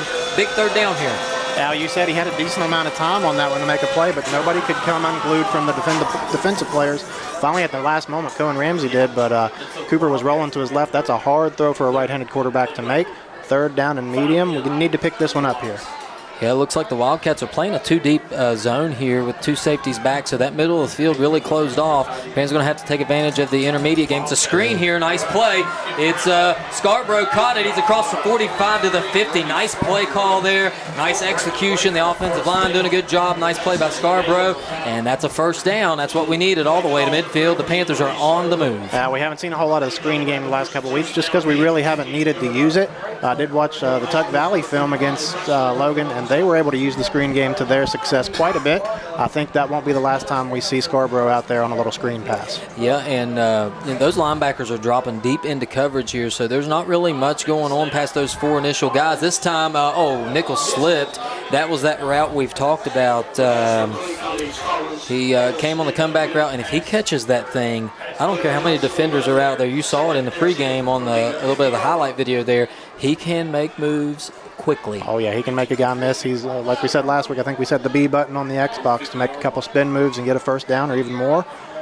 We got 2nd and long here. It looks like we're going trips to the right, Al. Yeah, trips right. Single receiver is Nichols to the left. Scarborough, the back, in the backfield. Collins throws it out to Elliott. He caught it. He gets upfield. Nice play by Joe Elliott. Here we go. He's at the 35-30. Still making man miss. Now he'll go down inside the 30 to the 28-yard line. He went down kind of awkward, maybe just trying to get down there. I think there's a flag in the middle of the field. And, could be a hold here. We'll check the flag. It was after the catch, so this will be interesting here. Now on 2nd down, a nice play there by Elliott. And some of our guys up here, buddies up here, were talking. These guys like to throw the flags. They're going to call things very close. It is holding on Clay, Al. It's going to be a hold, and I don't know where. We'll just check and see where they called that from. That's from the spot of the foul there. He's coming back. We are going to be behind the sticks, but it's not as bad as if it would have been from the line of scrimmage. Still going to be 2nd and 14 or so? Yeah, it looks like 2nd and 14. So that hold up the field there after Elliott caught that pass. And Panthers behind the chains here to see if we can't make something happen. Ace formation for Collins. Scarborough the back, flank to his left. Snap is back. Looking, Collins looking. Now he'll roll to his left. Still looking. Now he's going to make something move happen with his legs, and he gets across the 50 to the 47-yard line. Back across the original line of scrimmage, +2. And they'll roll him down actually at the 48-yard line. It's going to be 3rd down and 8 for the Panthers. And I think this is, what do you think? Is this 4-down territory? I definitely think it is, as long as we don't lose yards on this play. But we talked about it before. Cooper did a good job there escaping and picking up 6 or 7 yards on that one. We didn't need a huge play. Get it into 3rd and manageable instead of 3rd and 14. Now we need the big play to get us another 1st down on this drive. Yep, those are the unnoticed plays from the legs of Collins. And again, just a nice job here as we have motion is Elliott going right to left. And we got flags on the play. And I don't know what they're called a false start. And it looks like maybe one of our receivers out there in the slot. A false start on the Panthers. I didn't see anybody move. Coach Collins is not happy with the officials right now, Al. It looks like that was that same motion that Nichols went in earlier. Maybe they had something drawn up over that, and probably why Coach Collins was a little bit frustrated because maybe they had something going there. Yeah. All that yardage Cooper gained on 2nd down is now lost, and now it's 3rd and long, 3rd and 13. Elliott, the motion, he'll do the same motion here. It's a pitch to Elliott now. It looks like he's going to throw it, and now he's just going to run. Nowhere to go. He's going to be run out of bounds at the 45, and a little late action there. Everybody gets up clean, and you said it's probably going to punt here? Yeah, I think so. We said it earlier. If you don't lose yardage on that play, you're probably going to go for it. But at this point, you're back in your own territory. Probably best to punt it away. Try to flip the field. You know Jackson Brown has a big leg. See if you can't force them back into maybe inside their own 20-yard line here. Indeed, Brown comes on to kick. He'll be standing at 32, his own 32-yard line, as Collins coming on late. And anytime your quarterback's in the game on a punt, you never know what can happen. Watch Keep out that for in something. mind. As Brown, low snap. This is not what we wanted. And, man, just like that, He goes down. That's not what you wanted, and the Panthers are going to need a big stop here. Let's take a quick break. We'll come back and right back here for this next defensive stop. We walk through over 1 million doors in our lifetime, but only a few, when opened, truly make a difference in our communities. Like the small business owners, the hard workers, and the dreamers. At People's Bank, we believe that when the right doors open, anything is possible. We are back as the Panthers defense comes out onto the field. The Wildcats will take over good field position here. Ball at the Panther 31-yard line. Baisden hands it off to the running back, this time number 8. That's a new back, nowhere to go, and he stopped for a 2-yard gain. Now that's a senior Cross Con coming through there. Good stop by the defensive line. I couldn't tell who got in there first, maybe 50. I'm not going to call a number if I don't know who it is. Looked like maybe 5, Colin Elliott making the play there. Cross Con, number 8 on the run. He's a senior. Con. Probably, Senior. They're trying to get some new guys in with a couple of injuries to their offensive Cross Con. weapons. That's somebody I didn't expect to call tonight, so we'll keep that on the marker as the Wildcats are back in it. Oh, and here we go. Got a false start, and both teams kind of pushing themselves backwards here. It's 2nd down and 8, but that'll make it 2nd down and 13. And, we talked about it as we were on commercial break.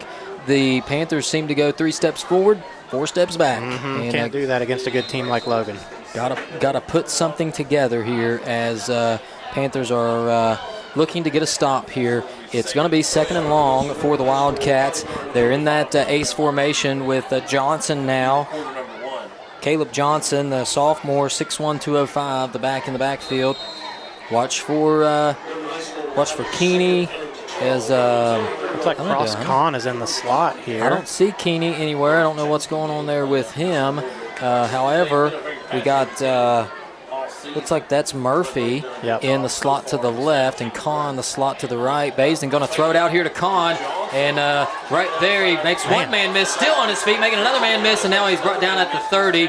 Minimal gain there. What could have been a disaster. That was Colin Elliott coming up in run support, tackle support along with Cohen Ramsey, and it's going to be 3rd down and long. Yeah, he made a lot of moves there to pick up about 4 or 5 yards. Good job by Ramsey and Elliott to finally get him to the ground. You're right, 3rd and long. You got to watch out for not big number 3, but he made a big play against us, Alfonso Murphy. Watch him in the slot running a little seam route or a post route, trying to get to the middle of the field. Yep, and Deal don't look now, but have you heard of a guy named Mike Casaza? Oh, yeah. He has retweeted our stream All tonight. right, love to see it. Love to see that. Thank you, Mike. We appreciate it. Trying to follow in the footsteps of those great WVU announcers here. Baisden, the quarterback now. Ball back. He dropped the ball. He covers it up back near midfield, and that's the break we needed, Dill. All the way back at the 49-yard line. That thing just slipped right out of his hand. Yeah, he's trying to throw it forward, went backwards. You're going to see it here, and Jaden Morris did a good job to get back there and force him to just fall on the ball. Big play. You'd imagine they're going to punt it here. You hate to speak ahead of yourself, but that'd be a long 4th down to make here. So, but you still got to watch for gadget plays. You just never know.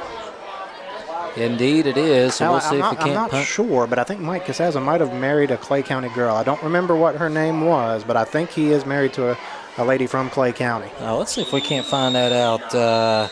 Yep. Okay. Is that Mrs. Exline's daughter? Is that who they're talking about there maybe? I don't know. I see a Joanne, and when I hear the name Joanne, I think Mrs. Exline. Yeah. And the punt by the Wildcats. We'll get back to the ball game here as it takes a bounce and takes a Clay County bounce there, and it'll be down at the 20-yard line by number 13. That's Mason Spence, and the Panther offense will come back out onto the field. Let's go to a quick ad, and we'll be right back. Thanks for watching WVRC Clay County Sports. There's nothing quite like a homemade meal from Tudor's Biscuit World. We use real buttermilk to craft our delicious biscuits, one batch at a time, and serve them with our signature platters. Here, you'll taste the freshness in every bite. From our classic breakfast sandwiches to favorites like our breakfast wraps, every meal brings a taste of simpler times. Whether it's tailgating or an office event, let Tudor's do the cooking. Visit TudorsCatering.com for all your catering needs. Blake Coleman Big run out. Immediately, Coleman comes into the game, and there's a name that probably Logan did not expect to see on the offensive side of the ball. Of course, Coleman, the plays linebacker, and will hit you and hit you hard. Oh, yeah. And he hit the defense hard that time there with a nice first down run. And we're right back at it, Dill. And maybe the break we needed to kind of get settled down here as Logan made a mistake this time and the Panthers back out on the field. And you're seeing some guys. Again, Coleman's the back now with Scarborough banged up a little bit. Colin Elliott, the freshman, with a ton of athleticism in the slot with big brother Joe Elliott as well on the outside. So those two guys working together. It's Ramsey now in the motion going right to left. It's a handoff to Coleman, and again Coleman slicing through that defense with a 5-yard gain.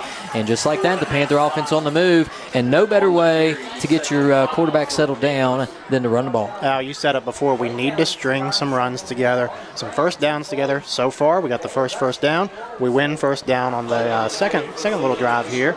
Second and medium. Like we say every week, the playbook is opened up, and I love the formation here. You're getting the two wide receivers to both sides way out wide. You're opening up that middle of the field, Al. Yep, and I don't know if Logan's going to bring a guy out, Keeney or not, but don't look now. But we have two really good athletes on one defender out here on the far sideline here, and I can't imagine they'll stay like that for very long, and then they're going to give them a ton of room out here. And, oh, no, Collins dropped the ball, and Rob Ball just causing havoc in there, and Logan picks it up. And, man, I think he saw it too. And just another mistake. As the Panthers will have to go back out on defense, and that's something you just can't do here. You hate to see it early on the road, playing a good team, and let's see if the Panthers can't battle through these mistakes and overcome it here. But it's going to be first down for the Wildcats, 1st and 10 from Panther territory again, 38. As we near the 1 minute mark here in the first quarter, Logan has ran nearly every play in Panther territory. Panthers haven't really been able to get anything together. It's been a mistake-filled game, but it's just 7-0 here. Let's see if we can't get a big stop again. Yeah, the defense has kind of held up here on a couple of early drives for Logan. Just a couple big plays to Murphy and then the touchdown run by Keeney. I've been impressed by the defense, to be honest with you. I'll see if they can't bow up here again and inside their own territory. Baisden, the quarterback. Johnson, Caleb Johnson, the big running back to the right. It's going to be a keeper by Baisden. He's looking upfield, nowhere to go. Cooper Collins, the quarterback. Man, I don't know if I love Collins being in there making a tackle with his shoulder, but he's a tough kid, and he's not going to go down without a fight. Helping his own cause. A little quarterback on quarterback crime there. Baisden might be limping around a little bit after that low hit by Collins. Second down and about 9. Good job by Cooper to get in there and hold him to a very short game. Baisden again in the shotgun. It's 2 receivers left. 2 receivers right. Again, I don't see Keeney in the game, as we'll keep an eye on. Kahn is the slot to the right. They like to get him the ball early, and Murphy in the slot to the left. Baisden now will take the snap. He'll throw out to his right. That's to Johnson. Nowhere to go. And again, coming up and making a tackle is Cooper Collins. And I think the young guy says, you know what? Hasn't been my best game so far offensively. How about I go out there and make a play on the defensive side of the ball? Al, I think they might have actually lost 3 or 4 yards on that one. So it was 2nd and 8. It's going to be about 3rd and 11 here or so. Again, the defense, I've been very impressed with them. See if you can't get off the field here again. It might possibly be 4-down territory, but we're going to come to the end of the first quarter. Yes, and that's going to be the end of the first quarter. And I got to say this, although it's been mistake-filled, we're coming into an environment, we're on the road, we're 2.5 hours from home, we're against an undefeated team. Nothing has really gone our way right now, and guess what? It's 7-0, and I don't feel like this game is lost at all. That's just the mentality of this Panther team continuing to fight, and they're going to fight for 3 more quarters, and you better buckle up because you're going to get everything we got. Let's take a quick break, and we'll be right back at the start of the second quarter. You're watching WVRC Clay County Sports. Legs Welding, Inc., located in Clay County, West Virginia, has provided high-quality products and services to the vital West Virginia coal mining industry since 1978. Specializing in custom underground mining equipment such as shuttle car bodies, scoops, booms, and components, Legs Welding is fully equipped and capable of performing a variety of your welding and manufacturing needs. We only use American-made steel, and we take pride in our solid, strong American craftsmanship. Legs Welding, Inc., 304-587-4335. Proud to support the students and athletes of Clay County.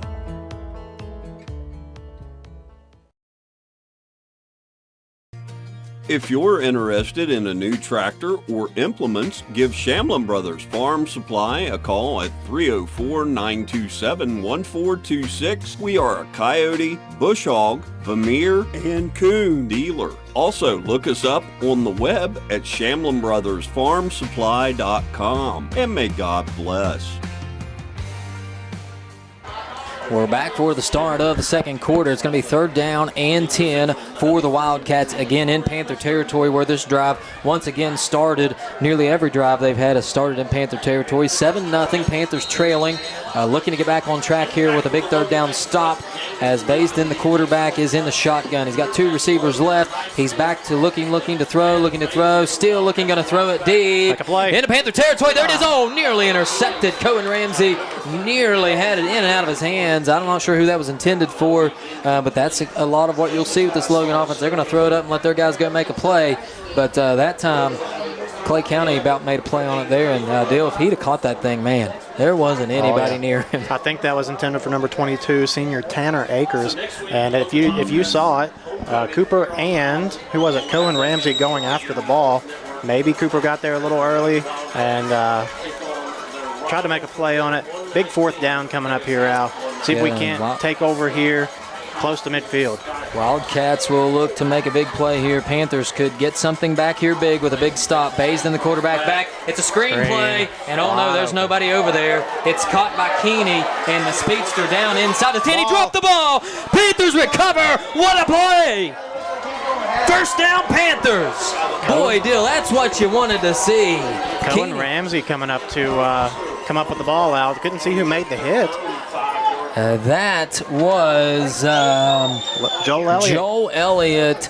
I think he was trying to just get him down to the ground there and had a perfect stab at that ball, and that's what happens when you go around the ball and find it. Panthers will start deep in their own territory, but what was turned into a 1st and goal for the Wildcats is going to be a 1st down for the Panther offense as they're quickly out onto the field. Trips right, snap is back. Collins going to throw it out to Elliott. Elliott's got some blockers. He's across the 10, still pushing his way, look like to the 13, and he'll go down. A nice gain of about what was that? 7 yards, and a quick 6 or 7 for the Panthers. 7 yards. We'll go with 7 yards on that one, as we're trying to keep some stats here in the booth as best we can.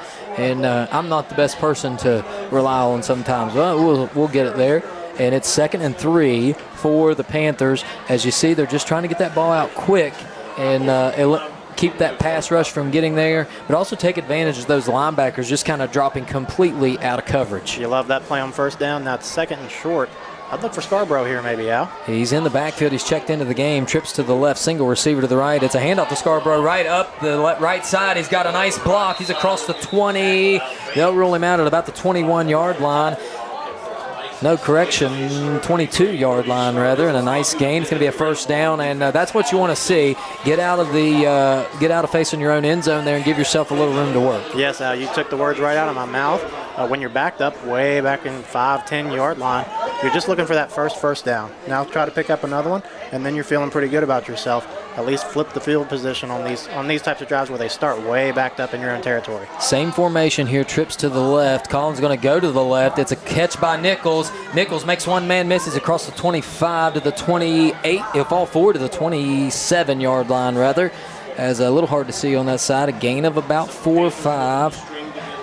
We'll call it 4. Yeah. 2nd down and 6. And again, you're going to see Cooper getting rid of the ball quick, not keeping it in his hands, making decisive decisions here. And we'll continue to do that until Logan decides to bring those linebackers up. And then look out. That's when you get those guys on the outside moving. Yeah. Our clock cam here, Al, shows that it's about 0-0-0, but it's actually 10 minutes to go in the first half here. Yeah, we're down now. Maybe a little easier to see it now. 9:53 to go as Collins will take the snap again, getting it out quick. It's a catch. And he was hit hard. And, yep, there's the flag. I knew it was coming. He wanted to celebrate a little bit. That's a taunt. And I know fans are a little upset, but that's textbook taunting here. Oh, yeah. He made a big hit. Excellent tackle. Good job by Jacoby to hold on to the ball, but you don't need the extracurriculars after the play. Yeah, the kid made such a nice play there, and probably wouldn't have thrown it, but the little high leg step there is going to get that call every time.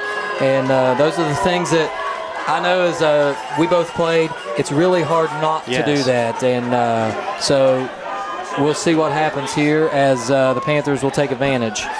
Yeah, you're right, Al. You make a big play like that, you want to celebrate a little bit, but you can't go over the line. Don't differing opinions say he went over, maybe he didn't. The referees threw the flag, so we're going to take it. Yeah, and we've heard they're going to call this thing tight tonight. They're going to call it close, so Panthers will take advantage of it nonetheless. Ball all the way out at the 39-yard line, 1st and 10. Motion left to right, and again we got a flag. Going to be a false start against the Panthers here, and boy, they're watching it close. If they're going to call it close one way, they're going to call it close both ways. And Panthers will back up 5 there. I'm not sure who moved. No.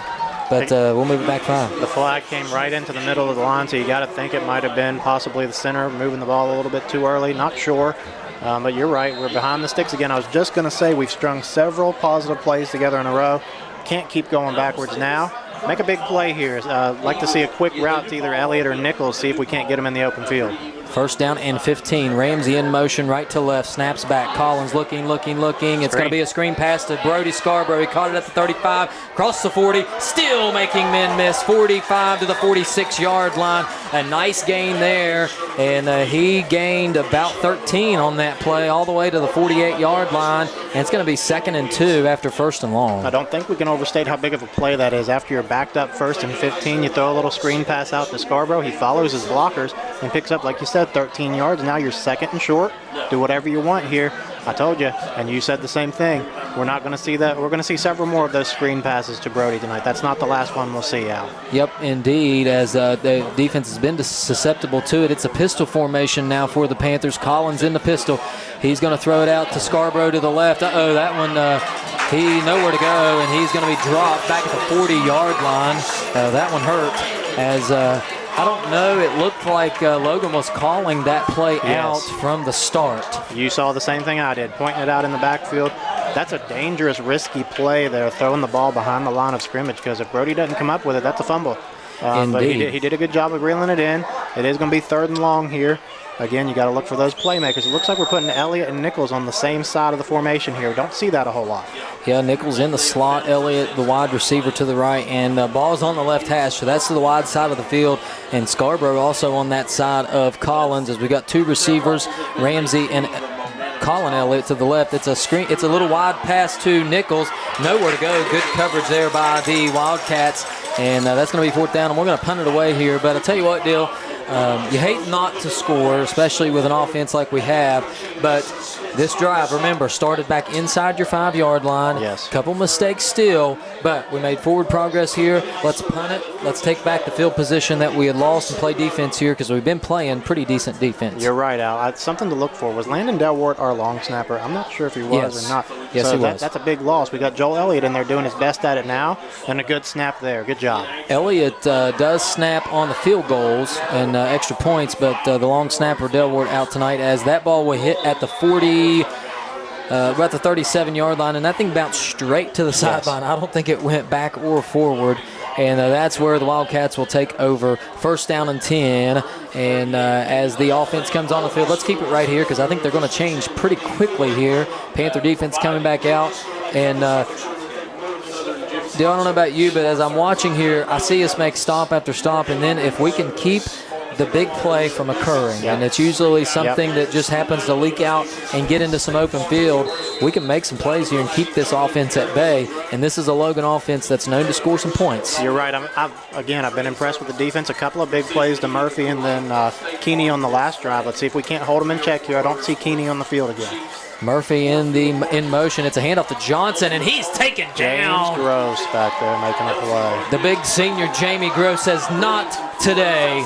Don't run it in front of me." And he hits Johnson, and that's going to be a loss all the way back to the 35-yard line. A loss of 3 on a handoff to the tailback there. That's tough to do. Good play. He's a big kid to block. He got it. We talk about Rob Ball. James Gross is not too much smaller than Rob Ball. If you look out there at him, he got in there quickly, made a nice stop, didn't let him get any further. 2nd and long, you love to see it.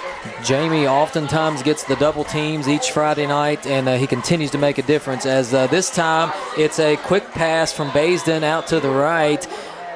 You'd almost hope they call that he caught it, because it looks like it would lose yardage on that. I was going to say, I think he did catch it. It looked like it might have hit the ground, but they're going to call it a catch. and I think he lost a half a yard. We'll call it 3rd down and 13 for the Wildcats. And here we go. Looks like Scarborough is out this play as he's on the sideline there, again, nursing an ankle. They're trying to get him some rest where they can. The linebackers are Coleman, Collins, and I can't tell if Can't see across there, Al. I'm not sure who that is at the other linebacker position. Baisden, the quarterback, will drop back to throw. Here we go. He's going to throw it over the middle. Nice Tipped play. and incomplete. That's the All-State sophomore Joe Elliott making a play there. And that's what, when you have a player like him and Nichols in coverage, you can put those guys one-on-one and trust them to make that play. You'll see it right here on your screen. Yeah, Caden Justice tried to come across the middle, and he actually might have had a small step, but Elliott was able to get that big, long arm in there and knock it away. Again, the defense holds. See if our offense can't maybe big special teams play here to turn things around, Al. Yes, indeed. We're under 6 minutes to go here in the first half, and surprisingly, it's been a defensive battle here for both teams as the Wildcats will punt it away. It's a low-line drive punt caught by Nichols at the 35-yard line. That's a good job. That is an incredible play there, because if he doesn't catch that thing, that probably rolls another 15 yards. And that keeps the field position right where it's at, gives your offense a chance here as they'll head back onto the field. Let's take a quick audio break, and we'll come back here. You're watching WVRC, Clay County Sports.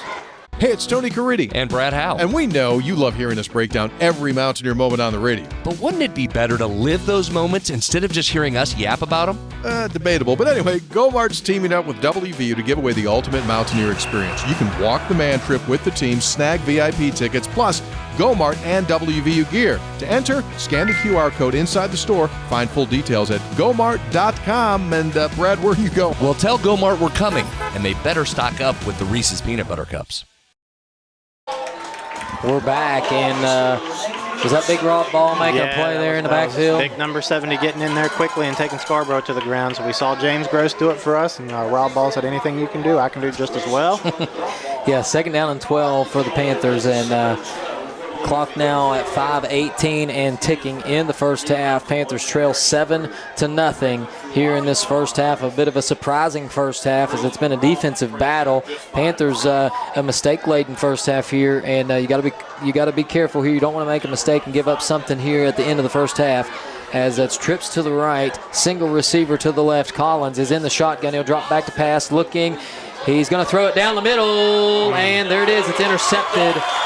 Tackle made by Ramsey, number 13, and that was number 14, Easton Craddock, the sophomore, intercepted that pass, and let's march that defense back out on the field. Yeah, see if they can't come up with another big stop. Cooper saw Cohen Ramsey kind of breaking open there in the middle, maybe a little underthrow on the ball, and you said it, Craddock was able to make a nice jump on it and make the pick.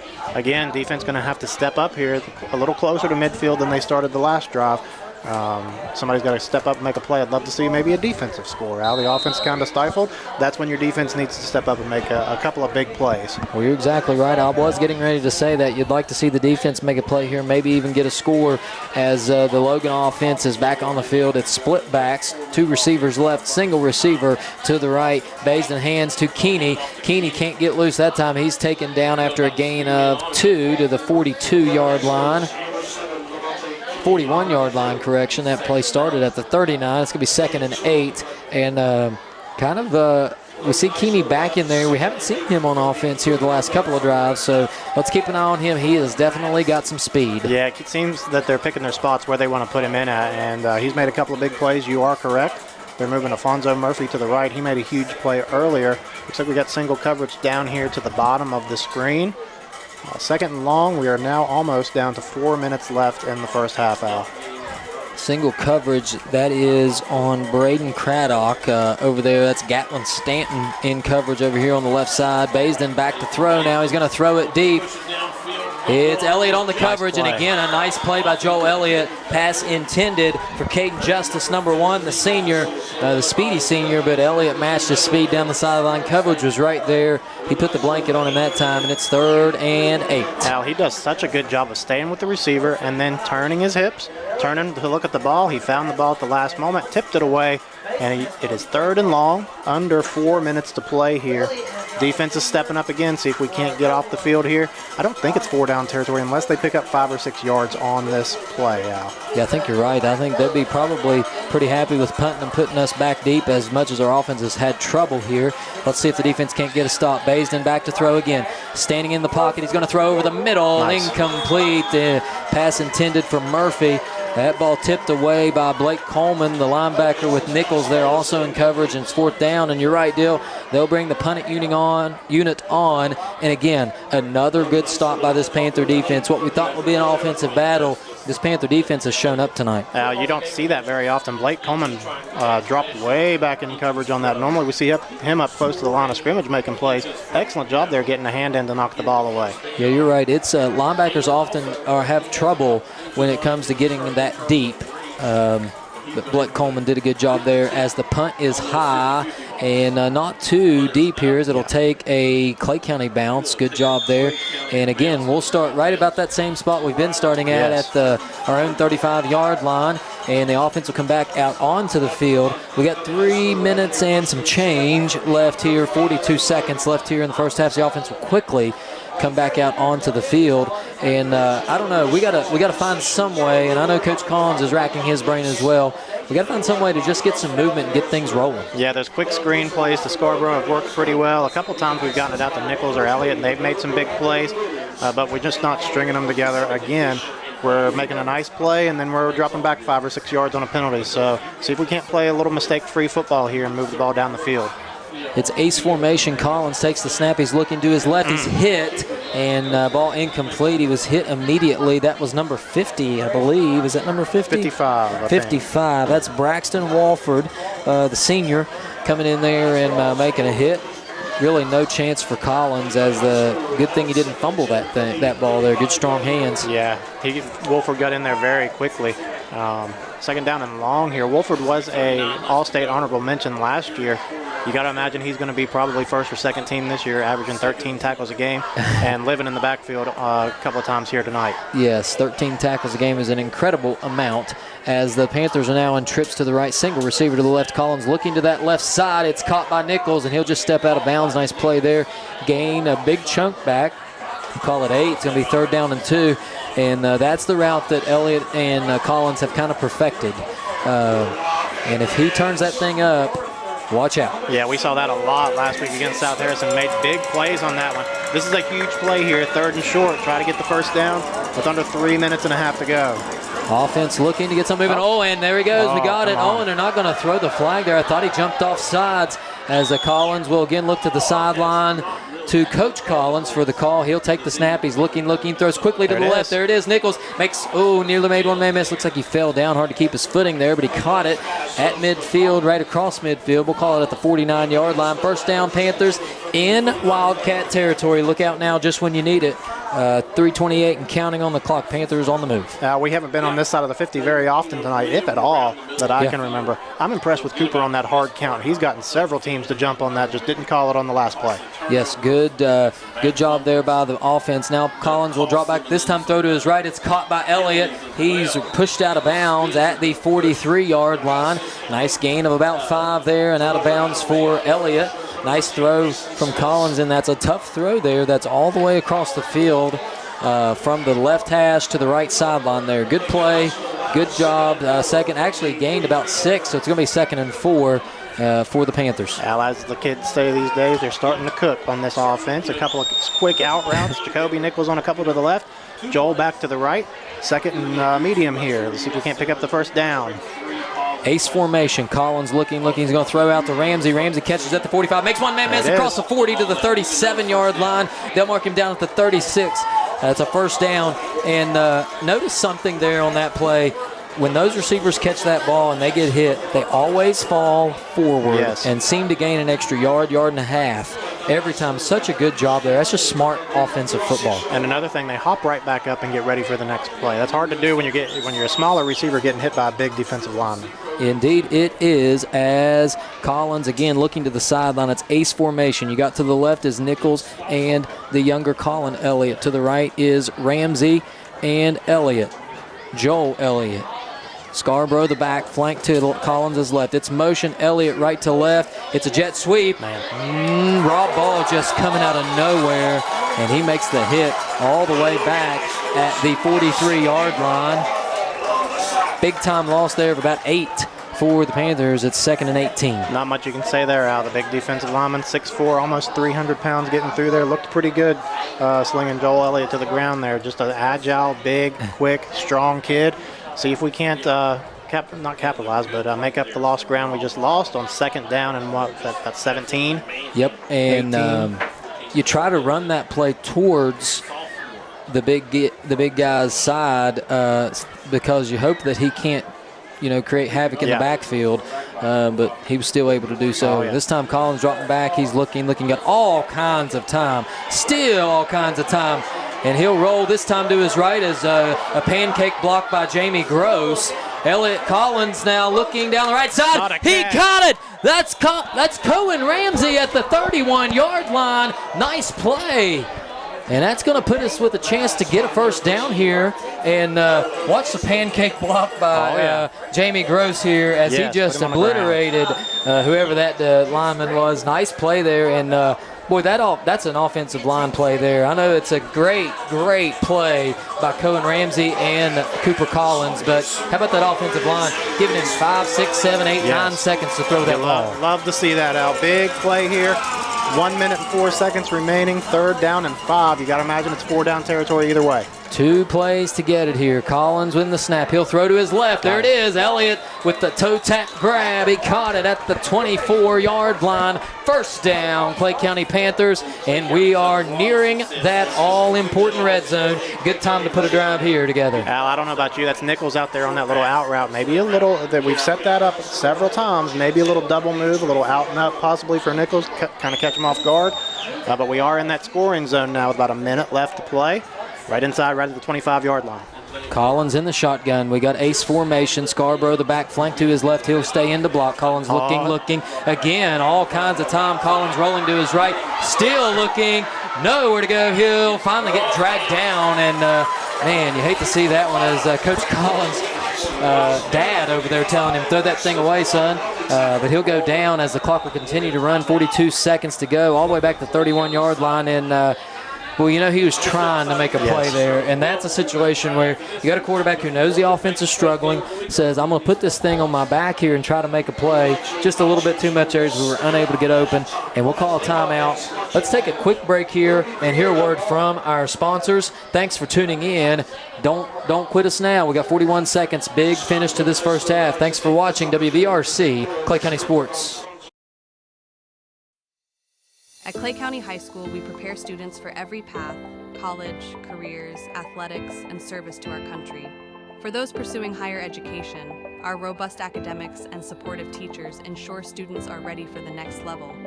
Our athletic programs not only build teamwork and discipline, they open doors to college scholarships, giving students the chance to compete at the next level. Our vocational school provides real-world training across a wide range of trades and career fields. From EMT and health sciences to the next generation of welders and chefs. From future electricians and linemen to students pursuing carpentry, construction, farming, and agriculture. At Clay County High School, students have the opportunity to choose a track that prepares them to step directly into the workforce after graduation.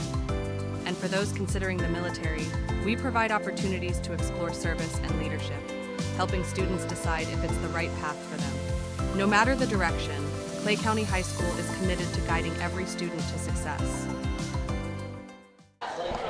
We are back as the offense will come back out onto the field. 2nd down and 17 for the Panthers. There is about 41 seconds to go on the clock. It's ace formation. We have Elliott split out wide to the right with Ramsey in the slot. Nichols out wide to the left with Colin Elliott in the slot. Scarborough the back flank to the left of Cooper Collins. Collins looking. Now he'll take the snap. It's going to be immediate pressure by Rob Ball. And he goes down hard. And are they going to throw a flag there, Deal? There's some that's the second time he's extra, done the little, and that's definitely taunting there. As let's see a replay on that one. As that's the second time he's done that to the coaching staff, Al. I'm telling you, that is definitely taunting. I want to watch what happens here as he gets up and looks at this coaching staff here. Throws his hands up. I mean, that's 2 times in a row he's done that on a big play. Yeah, you can't let that happen at this sporting game. I think these guys have done a good job of keeping it, calling it, pretty close. You got to call that one there. But here's my fault, Al. If you're going to call it on the kid earlier in the game for the little bit of taunting he did, you got to call something on something like that. Yeah, and this coaching staff not happy, and I can't blame him. That's definitely, you're taunting adults over there on the sideline, as the Panthers got to keep their cool here. It was a great play by Rob Ball. You can't take anything away from him. Great play getting out there and making a play. Just don't need the extracurriculars. Yes. And, of course, Ball is such a strong kid, but I've been impressed with how quick he is. Yes. And he gets into that backfield so quick, and we really have no answer for that. And I think maybe the way he landed on Collins too kind of scared us a little bit there. I thought, I hope he's okay there. You hate to see a quarterback go down like that, but if we're going to keep him off our quarterback, we're going to have to get our hands on him early and let him in the backfield. 100%. As they're coming back out onto the field here. And at this point, I think you probably just get out of this half here, 20 seconds to go, maybe run something easy, and don't turn the ball over here. And I think you're happy if you go in at this point, 7-0, with as many mistakes and just kind of a mistake-laden first half for the Panthers. We're scheduled to get the ball at the beginning of the second half, so I think you're right. I think you're happy with the way this half is going, the way it started for sure. Collins in the shotgun. He's still going to throw it, and to blitz. Collins throwing out to the left. That's Nichols over there, and it's intercepted. But that's okay. That's basically like a punt, giving them 80 yards to go. They're going to take over on the 20-yard line. And, again, only 13 seconds here, so you avoid the big play, get in the half, settle these guys down. There's a lot of emotion out there on the field right now as this Panther team is not used to not being able to score on offense. You get settled down here, and let's just get out of this half. You're right, Al. I wouldn't imagine Logan's going to try to do anything crazy here with 13 seconds to go. I have been wrong before. They do have the big play athletes to make the plays, but I think they're going to be happy as well just to get to halftime. It looks like they're going to play Nichols, rather, as the deep safety in the middle of the field along with Ramsey. 2 veteran players back there as Stanton and Elliott will be the corners. We got 3 linebackers in the game. That's Damian Stricker, the quick Damian Stricker in that linebacker as well. As Baisden will just kind of hand it off here. Oh, ball's on the ground, and there you go. That's the break we needed. Take advantage when you can. That ball recovered by Jaden Morris. And we've got 8 seconds here or so, and flags on the play. And we'll see the call sideline here. Warning. I think it's just going to be a warning here, Al. It is on the Panthers side, and I understand you have to call that, and that probably is the right call, but I know it's frustrating to this coaching staff that you had a player taunting on your sideline, you don't get the call, and then you get a sideline warning. But are you in field goal range here? Do we run a quick out and try to get in the range here to kick something? That's a possibility, Al, but I'd like to see Cooper take a shot at one of his big play receivers in the end zone. You know they can go up and make a play on the ball. You got 8 seconds here, 6 seconds here. I can't really see it too well. 6 seconds or so. 6.2. Okay. Take a shot. I'm all for taking a shot at the end zone. They've got a deep safety back at the end zone. Collins will hand it off here to Scarborough. He's upended and flags on the play. We'll check the flag, and looks like I've got cramping. That's Rob Ball cramping. I think he's, you hope that's a cramp anyways. He's walking it off there. And we'll check the flag. Could be tripping or something to that extent, how they're looking at the offensive line here. You hope he's okay, Dill. He went down awfully hard there. I hope he's okay. I don't know what happened there. I thought initially it was a cramp, but you sure hope that's not a knee injury because, man, such an incredible player there. You hate to see that. As we're going to come off the field for a timeout. They're going to check on Rob Ball, the big defensive lineman there. We'll take a quick break and go to a commercial here. We've got just about 1 second left here in the half. We'll come back and bring you the finish of the half. Thanks for tuning in. You're watching WVRC, Clay County Sports. Stump's Funeral Home and Cremation has been in business since 1897. Family owned and operated for 6 generations, offering you and your loved ones services with dignity and respect. With 3 locations to serve your needs in Grantsville, Arnoldsburg, and Stump Maddox Funeral Home in Clendenin. We offer traditional funeral services, cremation, green burial, monuments, new sales and lettering of existing stones, military services, funeral pre-planning, and aftercare grief resources. Let our licensed professionals guide you through the difficult process of honoring and saying goodbye to your loved ones. Stump's Funeral Home and Cremation.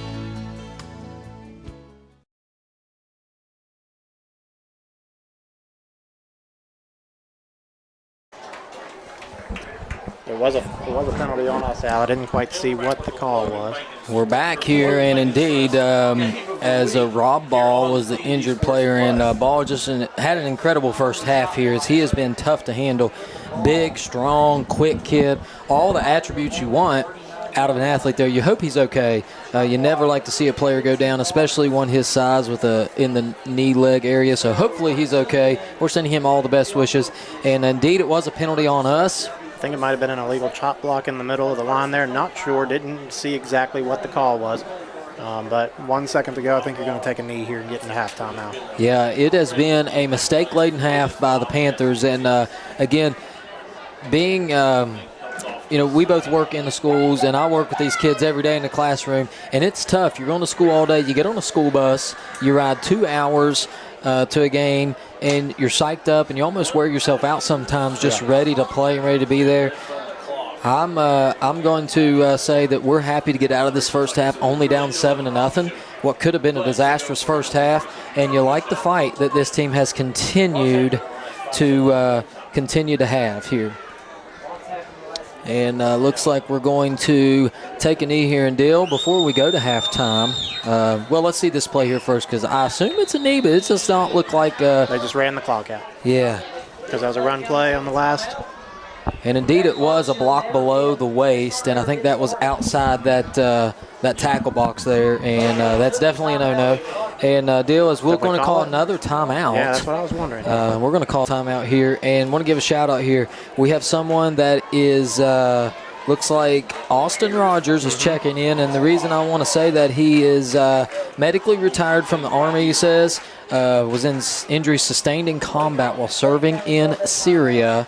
So, Austin, I think I remember that name, and if I'm remembering correctly, I think he was, he was graduating as I was just starting my teaching career at Clay High School. Thank you, Austin, first of all, for your service to this country. We owe you all the debt in the world. Thank you so much for that. And we appreciate you checking in. And he's giving a shout-out to Cohen Ramsey, so we sure hope he has a big second half. Cohen's a big part of this offense and defense, as we appreciate you checking in and watching. Thanks, Austin, for all you do. And, Al, I think we had Terrence Hamrick comment a few weeks ago that he was watching from Washington. I think these guys are brothers, Terrence and Austin. Okay, that's making sense. So we appreciate you guys checking in. Absolutely. Awesome job. Thank you, fellas. And with 1.2 seconds to go, I don't know, maybe we just let it rip here and see what happens. It's been such an interesting first half. I've seen stranger things happen. I would love to see a little get out here and get to halftime. Yeah, as we got a trips formation here, Elliott going to be in motion, and he's going to get the pitch, and immediately he's under pressure, and he's taken down. I think he threw that ball, and again, we're just going to pick it up. It's incomplete. And that's how the first half will end, as the Panthers will get off the field here. Going to get a little chippy over here on the sideline, get everybody into halftime, get everybody into the locker room. Yeah, you don't want to see any penalties here. They're trying to coerce some kids into it. Just get into the locker room, boys. Yeah, look, you're down 7-0 here to an undefeated Logan team on the road. And you can see coaches trying to get them in there. No extra needed. Just get to halftime. Yeah, and both teams are headed in the same direction. So good first half, and this is what football is all about. You see a team coming in here that's undefeated. You're playing on their home turf. You beat an undefeated team before, so you know they're not overlooking you here. And it's been just a battle-laden first half, as we've had mistakes from both sides. We've had penalties on both sides of the ball. The one big touchdown play being made by Logan here on their home turf. And the Panthers find themselves down 7-0 as we head to halftime. Let's take a quick break here, and we will come back here in just a moment with some halftime stats and also get you set up for the second half. Thanks again for watching. This is WVRC, Clay County Sports. Clay Family Pharmacy is your hometown pharmacy, serving Clay County and the surrounding areas with prompt, reliable service and a family-friendly atmosphere. We are open to serve you weekly. Our hours are Monday through Friday from 9 a.m. to 6 p.m. and we are open Saturdays from 9 a.m. to 2 p.m. Give us a call at 304-587-2123. Clay Family Pharmacy, proud supporters of all Clay County athletes.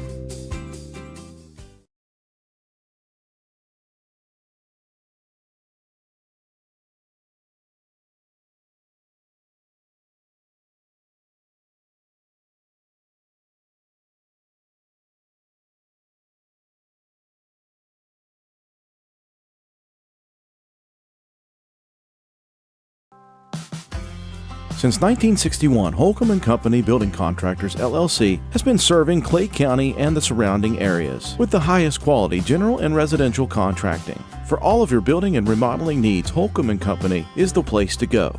Whatever your needs, we can help you out. Metal roofing, shingles, siding, plumbing, kitchens and baths, drywall, paint, trim, and more. We are licensed and insured. Call Brian or Dusty Holcomb at 304-651-7287 or 304-651-7288. Holcomb & Company Building Contractors, LLC, West Virginia license number 010581. Good luck to all the Clay County athletes.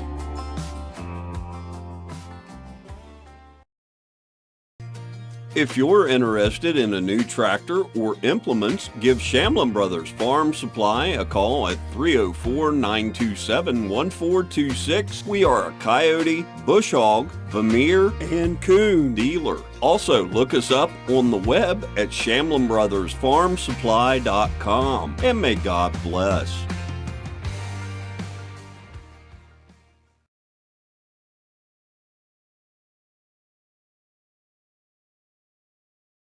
Geno's is spicing things up with 2 new specialty pizzas featuring our new hot honey sauce. Our hot honey pizza is topped with red pepper flakes, sliced Italian sausage, jalapenos, and onions. The sweet heat pizza features slices of Italian sausage, green peppers, and onions.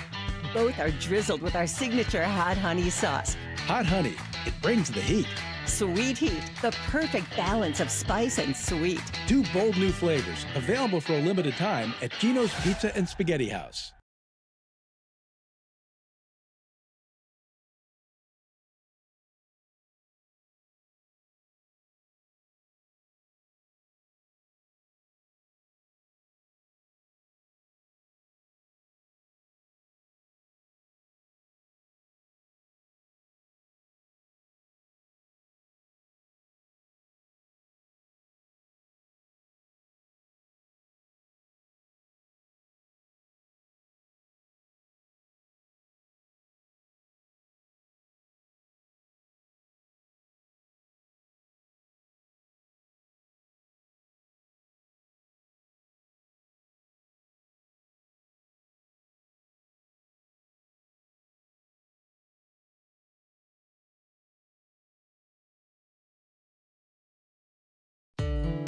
Legs Welding, Inc., located in Clay County, West Virginia, has provided high-quality products and services to the vital West Virginia coal mining industry since 1978. Specializing in custom underground mining equipment such as shuttle car bodies, scoops, booms, and components, Legs Welding is fully equipped and capable of performing a variety of your welding and manufacturing needs. We only use American-made steel, and we take pride in our solid, strong American craftsmanship. Legs Welding, Inc., 304-587-4335. Proud to support the students and athletes of Clay County.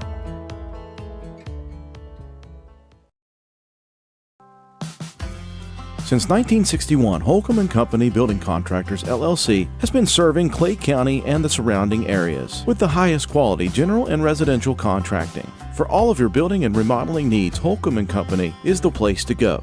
Whatever your needs, we can help you out. Metal roofing, shingles, siding, plumbing, kitchens and baths, drywall, paint, trim, and more. We are licensed and insured. Call Brian or Dusty Holcomb at 304-651-7287 or 304-651-7288. Holcomb & Company Building Contractors, LLC, West Virginia license number 010581. Good luck.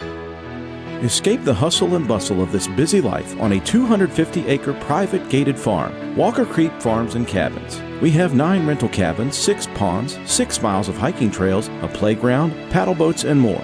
Each cabin has plenty of privacy with a hot tub at each cabin, a fire pit, grill, hammock and rocking chairs, and porch swings to relax and take it all in. Animal lovers will enjoy interacting with our small barn animals. We have sheep, goats, horses, and more. You can even collect your own eggs from our chicken coop and have an authentic down-on-the-farm breakfast back at your cabin. Walker Creek Farms and Cabins. You can find us on the web at walkercreekfarms.com and book or on Airbnb. Call 304-286-5200 or 304-421-4392 for any additional information.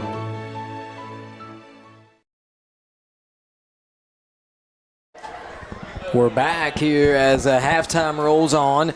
If you're just joining us, Logan High School Wildcats lead 7-0, and a bit of a surprise here as you had 2 offensive teams coming in. You thought you might see high-powered offenses going at it, but it's really been a defensive battle so far here as we're at halftime. Things have gotten a little chippy, so hopefully halftime probably came at a good time to keep these guys under control. I can speak for our coaching staff as we kind of saw them down there telling them, get off the field, let's focus on what's important here. And again, I'll mention it.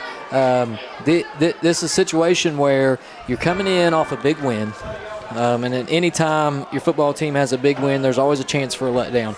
You're playing another undefeated team in Logan County who is top 5 or 6 in the state. I think they're number 6 right now in Class AA. You're on the road on a 2-hour bus trip or longer after a full day of school, and you got to kind of sometimes expect that kids get psyched up. Maybe they wear themselves out a little bit. A long bus ride is miserable for anybody, but then to come out here and put the helmet on and play a football game can be hard, and that's probably a little bit of where you see the mistakes. You see some of the bad snaps. You see some of the indecision by everybody on the field, maybe some of the false starts and things like that. But halftime, again, couldn't come at a better time for the Panthers. They're right in this ball game. What could be a 14-21-0 game is 7-0. We're getting the ball coming out at halftime here, so I'm excited to see what the second half holds. For offensively, just kind of looking over some things. Right now, we have Cooper Collins at 15 of 20 for 91 yards. So he's completing 75% of his passes. Really, a lot of those quick passes and things as the defense is kind of dictating that. He does have 2 interceptions. One late there in the half that really you were okay with, but the other a tough one there. As far as through the air, Nichols has been the main target. He's got 5 catches, only 23 yards. He kind of came alive there late. Really made some hay there on the little out routes and just kind of getting the ball to him quick. Joe Elliott has 20 yards on 3 catches, and then Ramsey had the big one for 20 yards. He has 3 overall for 29. Scarborough does have 3 catches, 2 of those screens, actually all 3 of those screens out of the backfield there. 19 yards on 3 catches. And then in rushing really has been non-existent. Scarborough has 1 yard on the ground.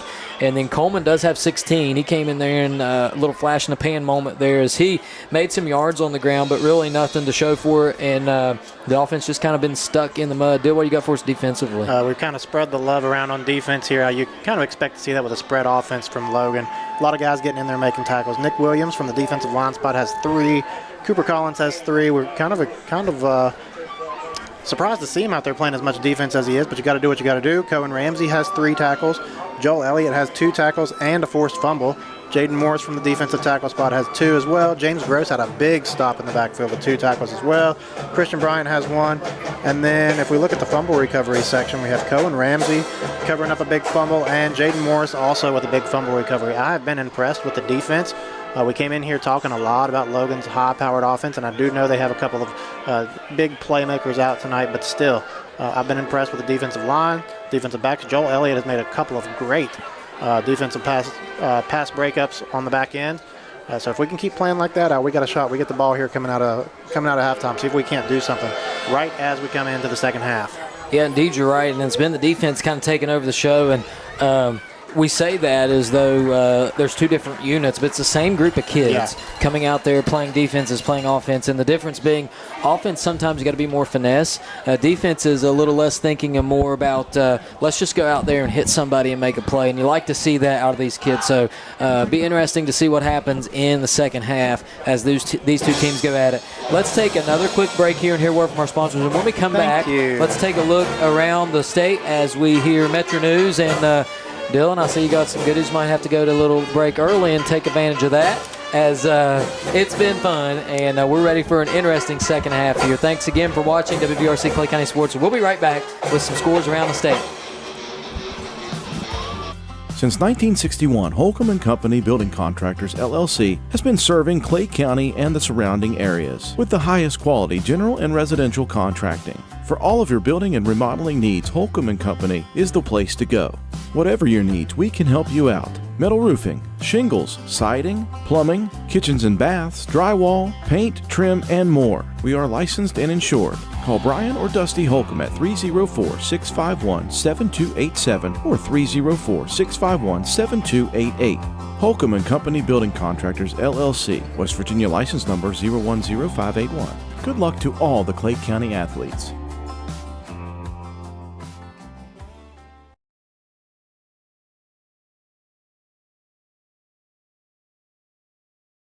There's nothing quite like a homemade meal from Tudor's Biscuit World. We use real buttermilk to craft our delicious biscuits, one batch at a time, and serve them with our signature platters. Here, you'll taste the freshness in every bite. From our classic breakfast sandwiches to favorites like our breakfast wraps, every meal brings a taste of simpler times. Whether it's tailgating or an office event, let Tudor's do the cooking. Visit tudorscatering.com for all your catering needs.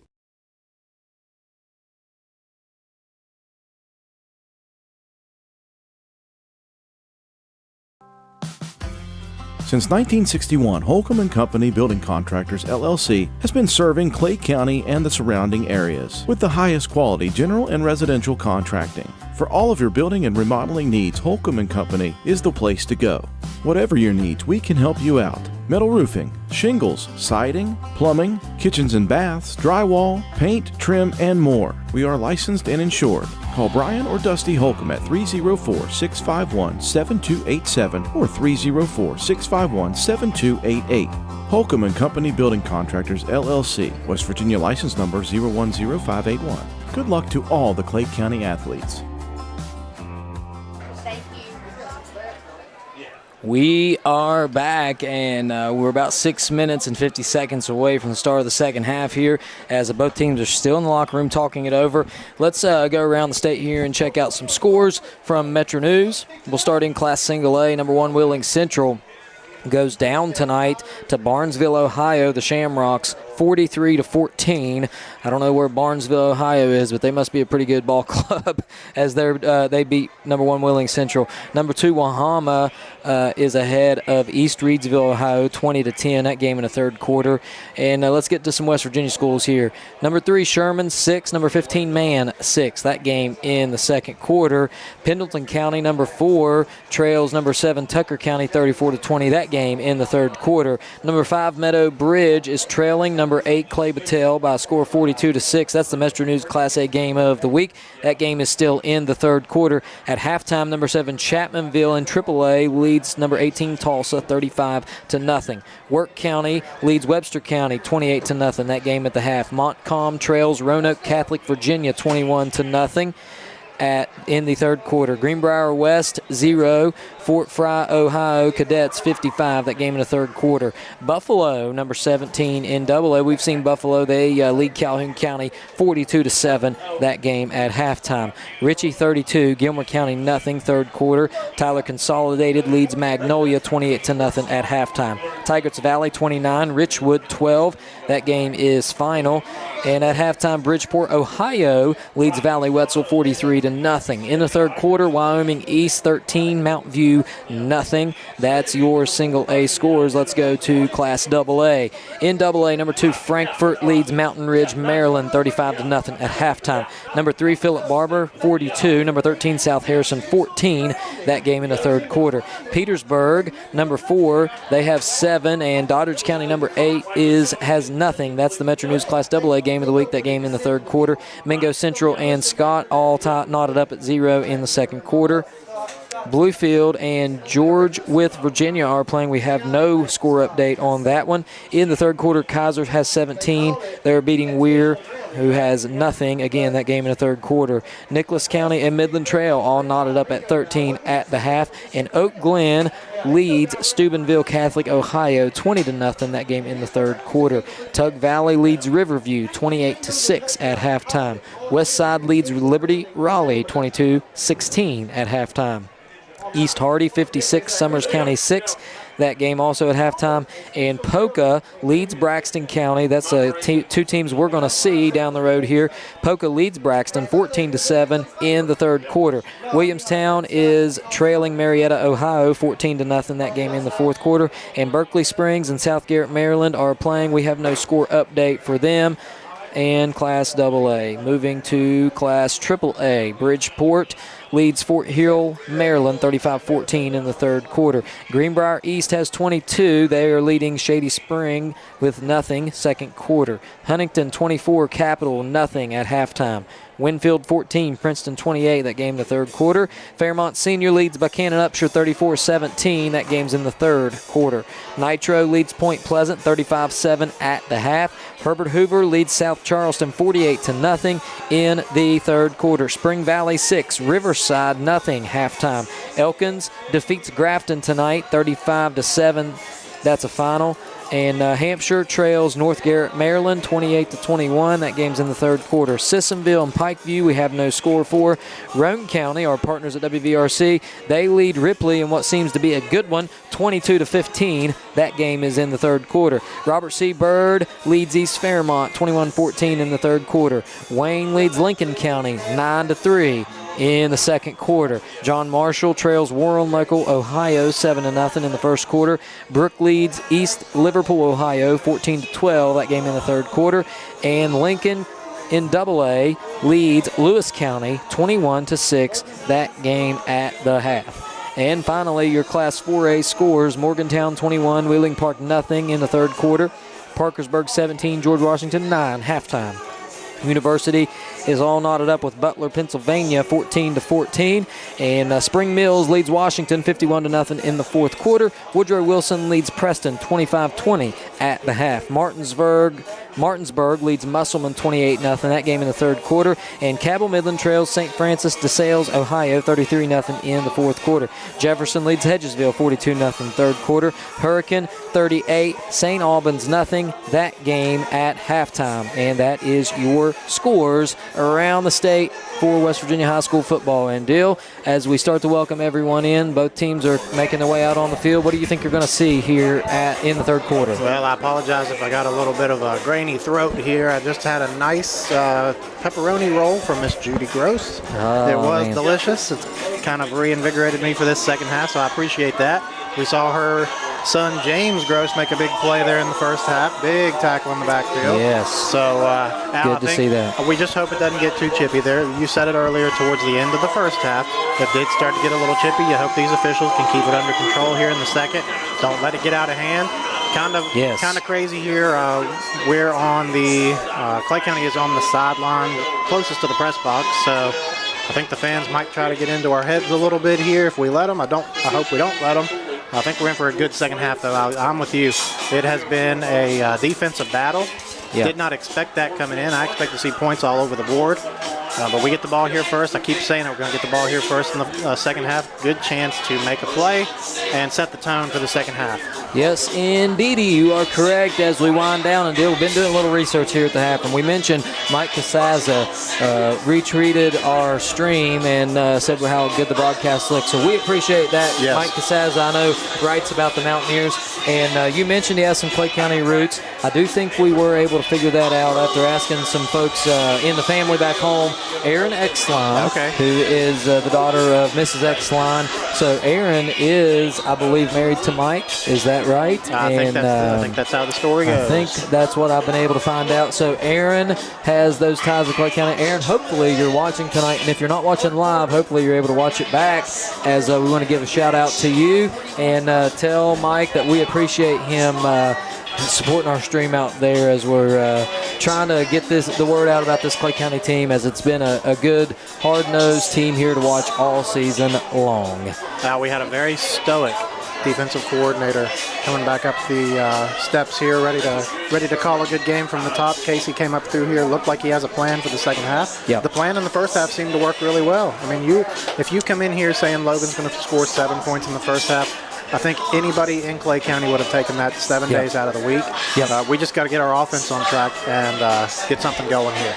And I have full confidence. This coaching staff has proved night in and night out, week in and week out, that they have a plan. Yes. And they're going to stick to that plan. And more times than not, that plan is going to work. You hope it comes to fruition here in the second half as we see the kids coming out. I like the look of this team as they come out. If you can tell the look of the team as they walk back out at half, looks like a team that's settled, that's ready to handle and take care of business. And we're going to get the ball right here in the second half to start the game. And, we did get a shot at back out from Aaron. Thank you, Aaron, and we appreciate it. That's awesome. Yes. So, eventually everyone has ties to Clay County. It don't matter where you're at and where you're from. There's always a connection to Clay County. It's right in the center of the state. Yep. That's what we love, right? Tony Caridi always says there's always a West Virginia connection. Maybe there's always a Clay County connection. Well, indeed there is. Indeed, there's always a Clay County connection somewhere. This is important. You said this earlier on off the air. Make the plays between the whistles here in the second half. Don't let emotions take over and get big 15-yard penalties. Let your actions speak between the whistles and then let it go. Yep, and you're going to see as I've been a part of this coaching staff often, and several years I've been had the pleasure of volunteer coaching, and so I've been part of those halftime speeches. I spend a lot of time with Coach Nichols, good friends with him, and I spend a lot of time talking to him, not only pregame, but throughout the week. And I know what he preaches to these kids, and he's telling them that same thing. He's saying, you let all that emotion fly in between whistles. When that whistle blows for the play to start and when it blows to stop, that's when you let your emotions take over. Once that whistle blows to stop, you get back and you get in the huddle and you support your teammates. That's what you're going to see out of this Clay County team, I promise you. They're fighters. They're going to fight, scrap, and claw, and until that clock hits 0, you're going to get every ounce of what they have. And I think it's going to come out and be a good thing here. And we've got just the right amount of playmakers. You're going to see a lot of Nichols. You're going to see a lot of Elliott. You're going to see Cohen Ramsey. You're going to see all those guys making plays in between the whistles here. You're going to see Collins, that quiet confidence. I think you're going to see that come out in the second half. And he's going to make people better. You're going to see Brody Scarborough scraping and clawing and scratching his way. You're going to see that veteran offensive line we talked about in the offseason so much. Those guys up front that have been here and done that, big leaders for this team. And you're going to have, it's going to be a fun one here as we're all set to go. 12 minutes on the clock. How about we play a half of football here? Coach Clemon just texted and said, Al, we're doing a good job, so let's keep it up for Coach Clemon. Absolutely. Coach, we appreciate you stepping in. And Coach Clemon, of course, a Hall of Famer in Clay County. And we're excited he's here with us. He's done it all, and that kick goes out of bounds. Yes, big. So immediately we're going to get the ball, I believe, is it the 40? Or they may re-kick it. I don't know here. I think we'll probably get it at the – is it 35 or 40? I think it's the 35, Al. Okay. I think you're right. I wasn't sure when I said 40. I thought, well, maybe it's the 35. So I think that's where it's going to be. And I'm going to mention you see Rob Ball back out on the field. He's hard to miss, and he has that knee brace on. As you had to imagine he wasn't. If it's not a serious injury, he was going to, just like we said last week with Shepherd Paul, he's going to find a way to get back into the ball game and do his best to finish it out. Yep, and these Panther offensive linemen, I'm sure we're expecting nothing less, as the Panthers will take over. Ball sets at the 35-yard line on the left hash. It's trips to the right, single receiver to the left. Collins in the shotgun. He'll take the snap. He's looking to his right. Now he's going to roll back to his left. He's got room to run here. He's across the 35 and gets out of bounds at the 40. A nice 5-yard gain to start the second half, and a good job there by Collins. Very decisive run, and that's going to be open, Deal. You like to see that to start this half. Yes, we talked about that a lot, Al, how Cooper can get out there and make a play. I think we got to give a little bit of props there to Jacoby Nichols, holding on to his block out there on the left side, letting Cooper pick up 2 or 3 more yards, and now you're at second and medium. Now, don't be fooled. I've been fooled by this all game. There's a bright yellow spot right in the middle of the field. Yes, I've seen it almost looks like a flag. Right in the middle of the L. Yeah, it is not a flag. I keep seeing that and almost say flag. Glad that's not, as it's second down and 5 for the Panthers. We're in the ace formation this time. It's Ramsey going in motion right to left. Snap is back. Collins looking. Now he'll roll to his right. He's under pressure. Flags on the play. Down. We'll see if it's a hold, as Collins will just throw it away out of bounds before he steps out of bounds. And another flag on the play. I'm not sure what that was about. Is it a legal man downfield? Either that or intentional grounding to get back to the original line. I think it probably did. Well, it was definitely past the original line of scrimmage there, as he was standing almost at the line of scrimmage. Cooper passed it, maybe. I don't know, Al. 2 flags is tough to figure it out. Yeah, he ran out of bounds right where they're standing, so it was close, but I think it's all going to be negated because they're going to move it back here from this hold, and if it's from the spot, this is trouble. Yes, way back in our own territory now. They're going to mark it back from about the. Where are they going to mark it back from, Al? I'm watching here as actually up around the original line of scrimmage here, and it's going to put it at the 30. We'll call it the 30. It's about the 30.5-yard line, and it's going to be second down and 15 for the Panthers. So they actually marked it. Looked like from the original line of scrimmage. Yeah, that's what it seems to be. We'll take it. It's ace formation. Again, Collins in the shotgun. It's motion. This time it's Colin Elliott. Oh, boy. Flags on the play.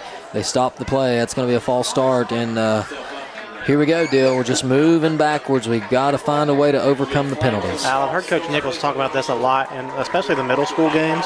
It's a little different when you're going on that snap or that clap to take the snap. Sometimes those wide receivers get a little bit of a jump there, and the officials seem to be calling that tonight maybe. It looks like Coach Collins isn't happy with it.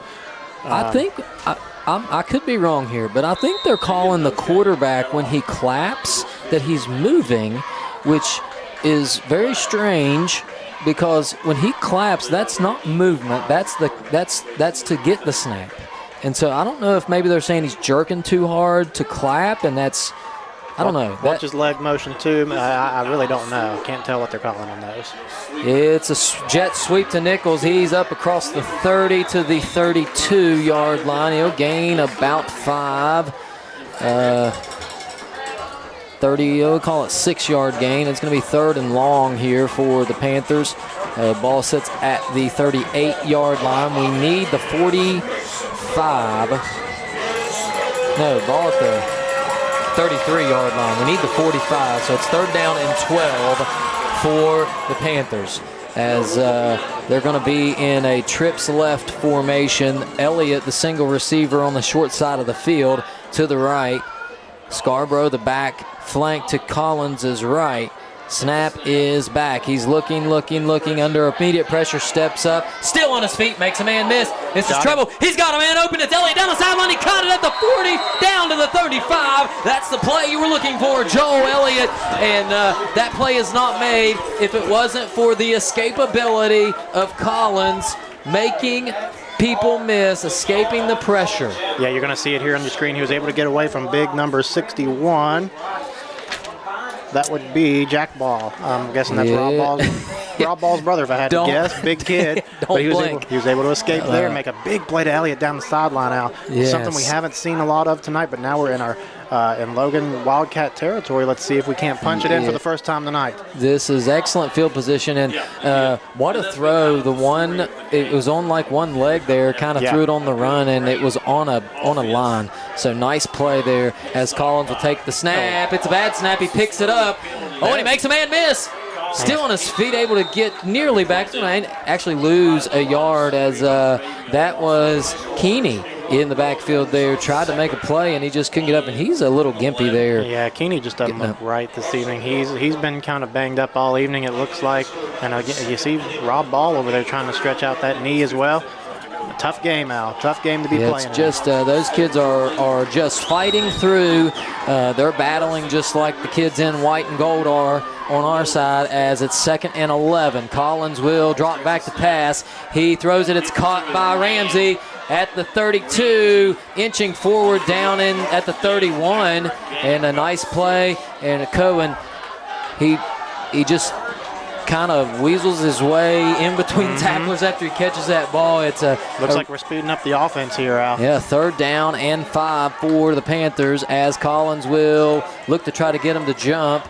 They don't jump, and now Coach Collins from the sideline will call the play. It's 2 receivers left, 2 receivers right ace formation. Scarborough the back to the left. 4 down territory here for the Panthers. Collins drops back to pass. Flag on the play.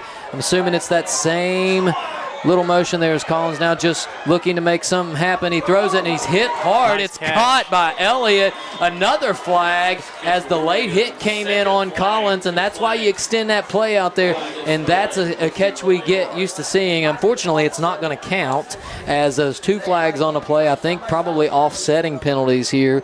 Looked like a little bit of a late hit. Yeah. We'll check. Indeed, a false start. And there was 2 flags. They just called the false start at the moment. Let's check for the next one. And again, I think they're calling the quarterback there on something. And, you know, it is frustrating as a coaching staff because you do the same thing every week, and then suddenly you have to change it to something. And they never did make a second call, did they? I don't think they did, Al. I'm not sure what the problem was back there. You hate to see that nice catch by Nichols negated. Nice play by Collins and Nichols on that one. It's 3rd and 8, is that right? Yes. So about 3rd and 8 here. I don't know where they marked it from. I'm not sure, but Collins now will be in the shotgun. It's again an ace formation here as Scarborough is in the backfield. Collins will drop back to pass, looking. He passes it out to Scarborough in the flat. Scarborough at the 35, across to the 30-yard line. A nice gain there. Gets within 2.5. We'll call it 2 of the first down. Good to see Scarborough back up as he's, you see that white shoe there. That's tape, and he's gimpy, and I imagine he'll have to check out for a moment as a little gimpy there, Scarborough, but he made a nice play. Yes. Gives us a chance here on 4th down, 4th, and we'll call it 4 for the Panthers. And I think that was maybe an illegal formation is what they're calling there. Makes sense as the Panthers are again in the shotgun, ball at the 31-yard line. Collins going to throw it out to Nichols. Here it is. He caught it. Nice tackle, but it's enough for a first down at the 25-yard line. Collins to Nichols, and that connection heats up. Watch out. That's the offense we're used to, and it's a first down Panthers. Now, that's why that play to Brody on the last play was so big. You get out there and you get it to 4th down and super short. You can just run Jacoby there on a little out route, and they can't cover that.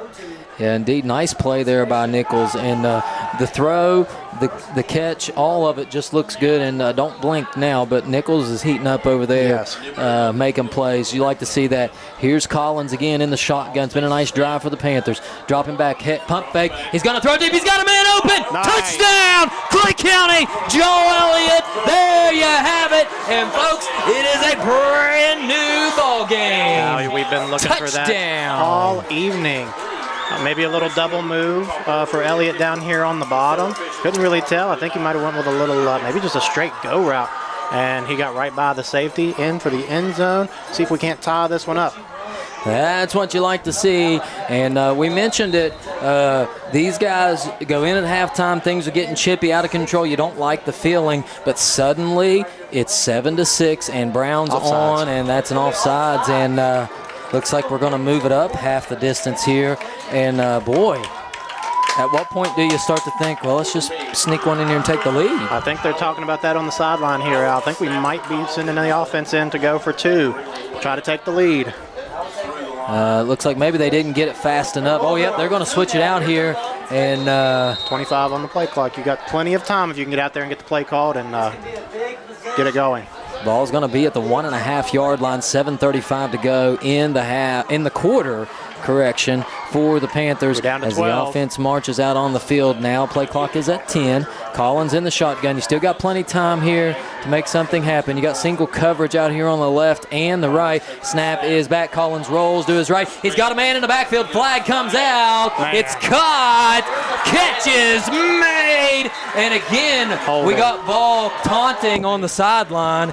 Just another taunting play there. Surely they're going to call that as you're going to see it here. Another taunting, and hopefully they saw that one. You got to cut that stuff out. I don't think they did. I think they're just going to call the holding on us. I think you're going to see it right here on screen if we can move it back. Nope, I don't think we caught it. You just hate to see that. Man, just cut that out. Such a good player. You don't want to see the taunting stuff. You hope he cuts that out. That's what makes a game chippy. Hopefully he can cut that stuff out quickly. And we're going to come on here for the PAT, and hopefully it moved back, and suddenly you're in a position here where you just hope you get this extra point, as it's going to be kicked from the 18 for a 28-yarder, and it's blocked. Get on it. I don't think they'll run it back. However, Dill, despite that, this offense heating up here. You got to like what you see as the Panthers with 7:15 to go will kick it off. Let's take a quick break, and we'll be right back. You're watching WVRC, Clay County Sports. At Clay County High School, we prepare students for every path: college, careers, athletics, and service to our country. For those pursuing higher education, our robust academics and supportive teachers ensure students are ready for the next level. Our athletic programs not only build teamwork and discipline, they open doors to college scholarships, giving students the chance to compete at the next level. Our vocational school provides real-world training across a wide range of trades and career fields, from EMT and health sciences to the next generation of welders and chefs, from future electricians and linemen to students pursuing carpentry, construction, farming, and agriculture. At Clay County High School, students have the opportunity to choose a track that prepares them to step directly into the workforce after graduation. And for those considering the military, we provide opportunities to explore service and leadership, helping students decide if it's the right path for them. No matter the direction, Clay County High School is committed to guiding every student to success. And we're back on the field as Brown's kick goes deep into the end zone for a touchback. That's a weapon there. And suddenly it's a new game here as we were settling down. You felt good about things. Hate to see that on the extra point there, but man, hopefully this doesn't get chippy. You just hate to see that. I can't say it enough. I'll try to get past it myself as these kids got to do the same thing here. But just play between the whistles, guys, here, and let's make a good defensive stand. Defense has played well all evening now. Now that you got some points on the board, maybe that gives them even some more juice to go out there and make some plays. I'd love to see Christian Bryant off the edge. I know he had a huge year last year. Yep. Let's see if he can't get some pressure in here on Baisden. Watch Baisden to take a shot here as they like to do so, especially after a score. It's Keeney on the handoff around the right side. He's got some room to run. He's at the 30, 35, 40, 45, 50. Chased down by Jacoby Nichols all the way at the opposing 40-yard line. And again, you got some more taunting going on. I don't know, maybe that's not taunting. I thought it was, but maybe not. And the official will say a little bit of something to him there this time as it's first down, Logan. And again, that's Keeney out of the backfield. What speed he has. Yeah, we talked about him maybe not moving around as well. He looked pretty good on that run to the right side. Still, they're not close to the end zone yet. And let's make a play here on defense. Step up and make a play. You're right. Baisden hands it off again to Keeney. This time, nowhere to go. Jamie Gross, and don't look now, but that's Nick Williams in there making a play. And the smaller Williams makes a nice play, and you hate to see that. Keeney has just been banged up all night long, and with the speed he has, you hate to see that. He'll have to check out here. He's a good player, Al. Yeah. You could see that even banged up with that speed down the right sideline there. Second down and long. Got to imagine Baisden's going to try to put the ball in the air here. He's got Murphy in the slot. Kahn coming into the game Ross now. Kahn in the backfield. We're going to be, looks like it's, looks like we got a little up back here, an extra lineman in the game, and now it's going to be, looks like we got a stoppage of play. I don't know what they're pointing at here, something in the middle. Shoulder pads. Oh, are they going to make him check out of the game for a shoulder pad jersey? Oh, man, the Here comes Scarborough Luke check. Scarborough. His shoulder, if you couldn't see, I don't know if you're able to see it as well on film, his shoulder pad was out over top of the jersey. That happens when you hit the ground sometimes, so they'll get him back in next play. And it's Baisden now. The slant was open, and that was Justice on the slant route, unable to connect. Baisden's throw a little low there, and it's going to be second or third down now. Third down and 11, and in comes the pass rush for the Panthers. Eddie Matheny checking in. You got Matheny with Morris, Bryant, and Williams. A pretty quick defensive line there. Let's see if we can't make some pressure here on the quarterback as the Panthers will play coverage. It looks like a little bit of confusion now by the Panther defense. You hope that you don't have that. Here we go. Baisden in the shotgun. He'll take the snap. He'll drop back to throw. Looking. He's under pressure. It's a screen pass right there to make a play. Cooper Collins. What a play. Collins with the hit. And it is fourth down. What a play by the sophomore quarterback on defense. And I believe that may force a punt. You think the quarterback, knowing that he's been throwing some screens all night, could read that one a little bit from the linebacker spot? He got in there, shot in there like a missile, and made a nice hit. Fourth down. Take the punt. I would love to see Jacoby scoot around the right side here, Al. Get a big play on special teams. We've been calling for it all night. And this wouldn't be the first time he's taken one to the house. Let's see if they give him a chance. The kicks have been low-line drives here. Nichols will stand back at his own 11-yard line. It's a high snap. It's corralled. The kick is high. Not going to be a return here as it bounces at the 20-yard line, and that's exactly where it will stay. And the Panthers will take over first down and 10. Let's take a quick break here, and we'll come back with Panther offense. Thanks for watching WVRC Clay County Sports. Clay Family Pharmacy is your hometown pharmacy, serving Clay County and the surrounding areas with prompt, reliable service and a family-friendly atmosphere. We are open to serve you weekly. Our hours are Monday through Friday from 9 a.m. to 6 p.m. and we are open Saturdays from 9 a.m. to 2 p.m. Give us a call at 304-587-2123. Clay Family Pharmacy, proud supporters of all Clay County athletes. We're back as the offense will take over at the 20-yard line. It's ace formation for the Panthers and a flag immediately. Is this another false start? It is. Oh, man. I didn't see a movement there. I was going to have to see if we can get a replay and see what they're calling on this. If anybody on the line moves. And we're watching here to see if something happened. I don't know. I'm at a loss, but they must be seeing something. And I'm sure Coach Nichols is not happy, and rightfully so, Al. Yeah, I think that's a tough one there. I didn't see much movement. But nonetheless, it is first down and 15. Collins back to throw, looking now. A roll to his right. Ramsey. He's got just an incomplete pass there as in the backfield was Ball, not Rob, but maybe his brother. Was that 61? Yeah. Jack Ball, the senior. I don't know if they're brothers, cousins, what they are, but they're both good athletes there, providing pressure.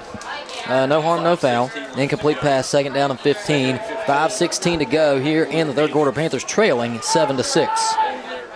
We were able to put a pretty good drive together last time when we were backed up. Let's see if we can't do it again. It all starts here on second down and 15. Pick up 7 or 8 and get it into third and manageable. We got the younger Colin Elliott in the game again for an injured Landon Delwart, who's on the sideline tonight. Elliott doing a great job in the slot. His snap is back, and Collins will roll out to his right. It's a catch made by Ramsey. Spins, and he's hit at the 15, 16-yard line. Not much gain there, a gain of maybe a yard. And nothing doing there. It's going to be third down and long. That was Levante Keeney back in the game making a play, Al. Got back in there quickly. Right here, I don't love to have the secret formula on what to do, but on third and long, back in your own territory, it's hard to make a good play call here. Make something safe. Maybe you make a play. If not, punt it away and play defense. You got plenty of time in this ball game still to go. You're playing a good defensive game here. Snap is back. Collins looking. Good protection. Now he'll step up. Now he's rolling back out, looking for someone to throw to. Again, this could be trouble. Get rid of it, son. And he did. Is almost caught in looks like Joel got hit in the hip right there as he pops back up. Good to see that. And we got another guy down here. Who's that over on the sideline? Is that Collins? It is. He's up and moving. He's tough. And they hit him there on the sideline there. Not sure what happened. And it's going to be 4th down. And we're going to punt it away. Back in our own territory here as Collins took a shot right there. Hope it's not a shoulder. And we'll see what happens here as Brown comes in to the game to punt. Got to get a good snap here. Get a good kick away. Good snap. Good punt. It is going to be caught at the 50 by Justice. And, nearly a tackle.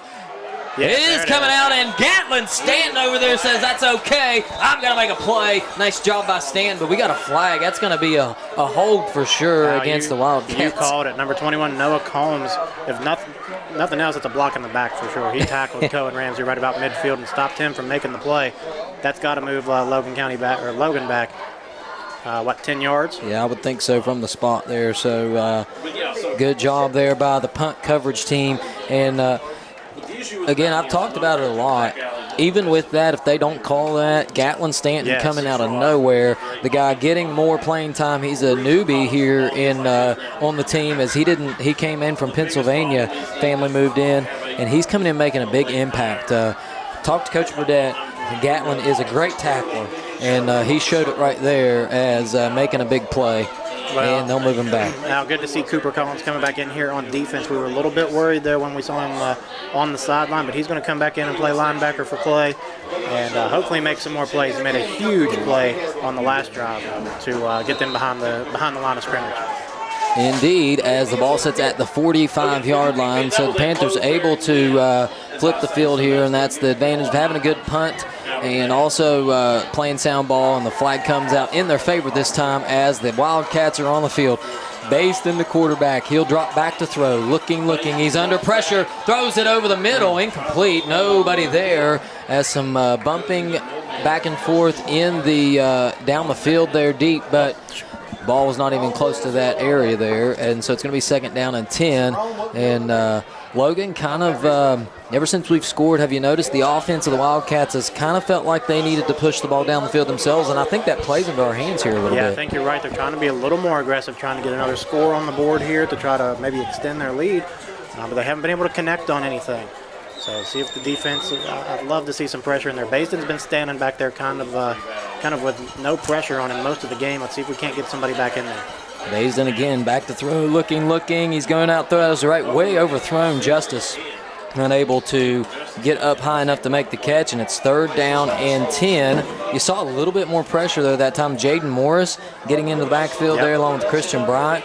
And well, they at least collapse the pocket a little bit, Al. If you see those big offensive linemen moving towards you, you kind of get a little claustrophobic back there probably as a quarterback. And just airmailed that one a little bit. We're in 3rd and long.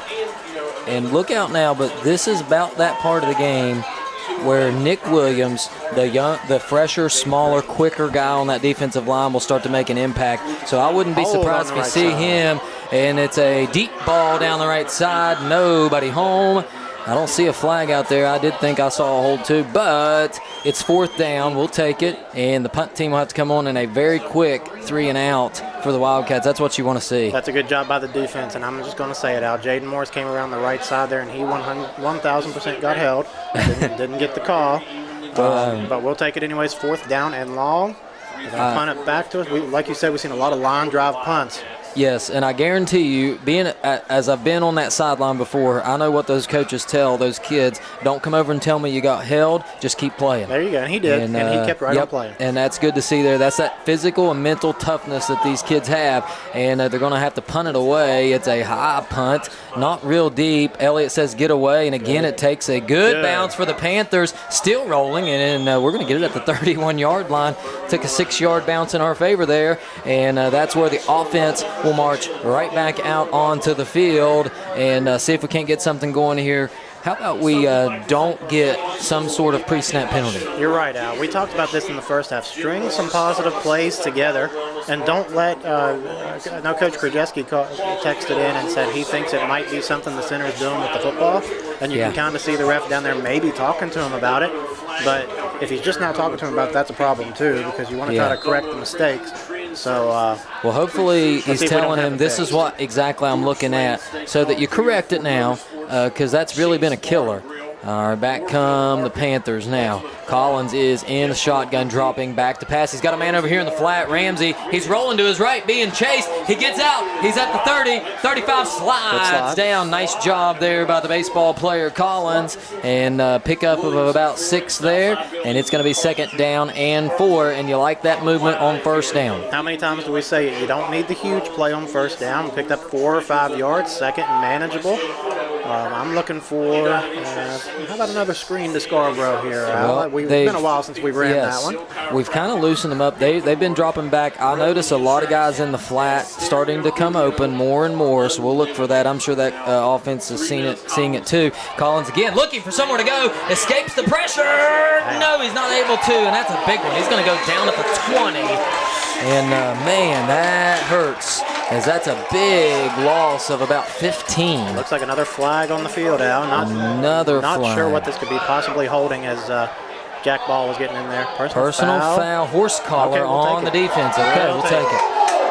We'll take it. We will take that one. He was kind of wrestled around there, and that's the danger when you grab a quarterback like that and he doesn't immediately go down. You get into that situation where it's very easy to get that hand inside that horse collar area there, and that's more not because of something the defender does, but because Collins just refuses to go down, and you have to throw that flag there. Absolutely. That's the right call. Still didn't pick up the 1st down, so it's going to be 2nd down and about 4. Yeah, we're right back to where we were, 2nd and about 4. So we'll just basically replay with 2:55 to go. We're winding down towards the end of the 3rd quarter. Ace formation for the Panthers. Scarborough, the back, will step up to throw. It's an out route caught by Elliott. He gets loose. He's across the 45-50, still on his feet at the 45, and down he goes. Could be a hit out of bounds here. No, they're going to let him play, and a nice job. And that, what looked like a 5-yard gain turned into a 15-yard gain very quickly. 1st and 10, Panthers were on the move. Well, I think that was a good, tough play by both players. Elliott fighting for yards, and number 14, Easton Craddock, just keeps fighting him out of bounds. You're going to see a tough play there on the sideline. Good job by both players to get up and just play another down now. Right at the 45-yard line, 1st down and 10 for the Panthers. Elliott and Ramsey to the right. Split out left to the wide side is Nichols and Colin Elliott. Snap is back. Collins immediately goes to his left. Here it is. Caught by Nichols. There he is. Made a man miss at the 30. Still on his feet at the 27. And don't look now, but here we go as we got a couple guys down in the backfield here. Got maybe a leg injury there. You hope that's okay. It's Jaden Morris, a big important part of the line. But Nichols with a nice catch. Collins with a nice throw. That's a 1st and 10. Let's take a quick break as we got an injury on the field. As you're going to see the replay there as Elliott making man miss. 1st down and 10 for the Panthers. We'll be right back after this message. You're watching WVRC Clay County Sports.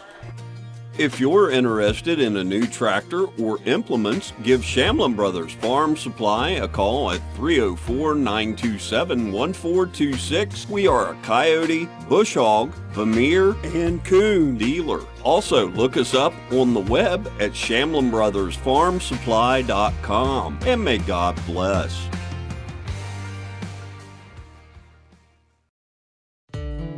Legs Welding, Inc., located in Clay County, West Virginia, has provided high-quality products and services to the vital West Virginia coal mining industry since 1978. Specializing in custom underground mining equipment such as shuttle car bodies, scoops, booms, and components, Legs Welding is fully equipped and capable of performing a variety of your welding and manufacturing needs. We only use American-made steel, and we take pride in our solid, strong American craftsmanship. Legs Welding, Inc., 304-587-4335. Proud to support the students and athletes of Clay County. We're back on the field, and you see Jaden Morris is coming off the field for the Panthers as he's up, putting a little pressure on that ankle. Looks like it's an ankle or lower leg injury. Hopefully he is okay, as Jaden has just played a tough football game, and as he gets to the edge of the sideline, he's trying to put a little pressure on that. We'll see. We'll keep an eye on him. Tough kid. You got to imagine if they can tape it up, they'll tape it up, and he'll get right back out there because he's so tough. If they can't, he's going to be chomping at the bit to try to get out there next week. Yes, as if I'm imagining the conversation right now as Jaden is saying, what do you got to do to get me out there? And the coaching staff and trainers are saying, let's just evaluate what's going on here first. So back out onto the field. To recap, I said Joel Elliott on that last play. That was Jacoby Nichols, and that all well-known out route, and he works the sidelines so well. Again, making a play. Panthers driving now, nearing the red zone. Ball's at the 27-yard line. First down and 10. We're in ace formation. Scarborough the back out of the backfield. Collins dropping to pass. He's under pressure. It's a screen pass. Good. Oh, and he nearly had it as he just maybe looked up and saw Rob Ball coming towards his way and dropped it. And it's a second down and 10. Yeah, I think you're right, Al. Heard the footsteps coming.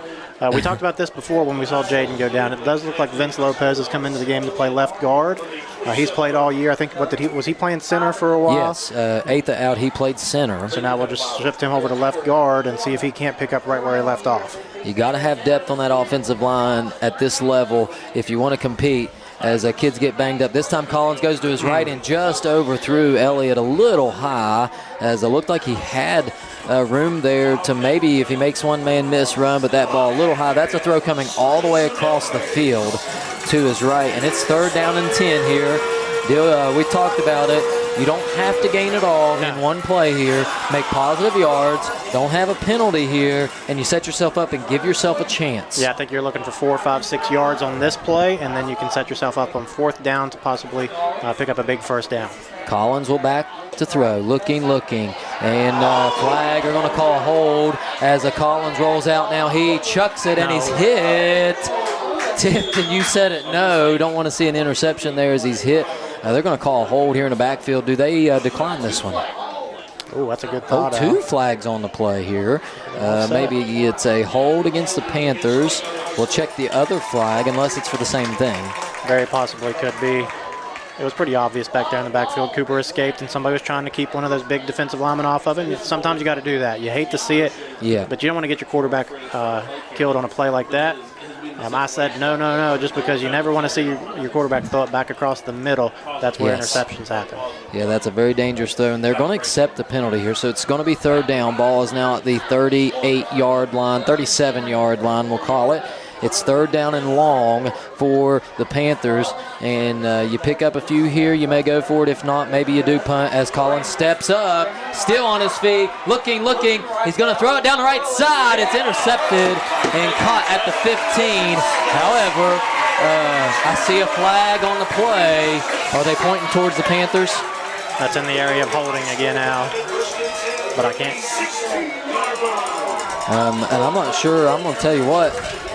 If I'm okay if they accept this penalty or decline this penalty and take it, because we got them backed up at the 15 here, and the way this drive's going, we weren't going to be able to go for it on fourth down, I don't think, and that's a good punt right there. So it's first down for the Wildcats, and we really don't even have time to take a break here. They're immediately going to come back out onto the field for the start of this next drive. There's only a minute and a half left to go in the third quarter. It's been a long third quarter, but a wild third quarter. Panthers trailing by 1 with a minute and a half to go, and back out onto the field is the defense of the Panthers. We got two safeties deep, Ramsey and Nichols. The corners are Stanton and Elliott.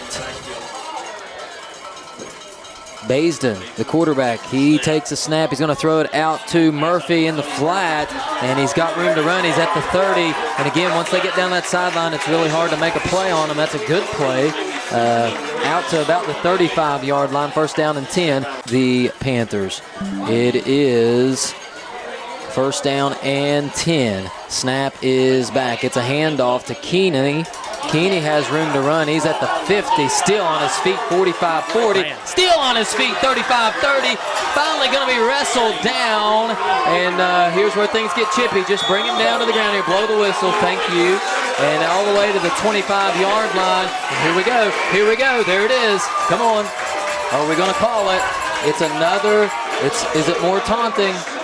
They're going to let it go. Whatever they're giving Keeney over there on the sideline, I need to get some of that, because he has looked like he couldn't walk on some runs, and now he's just.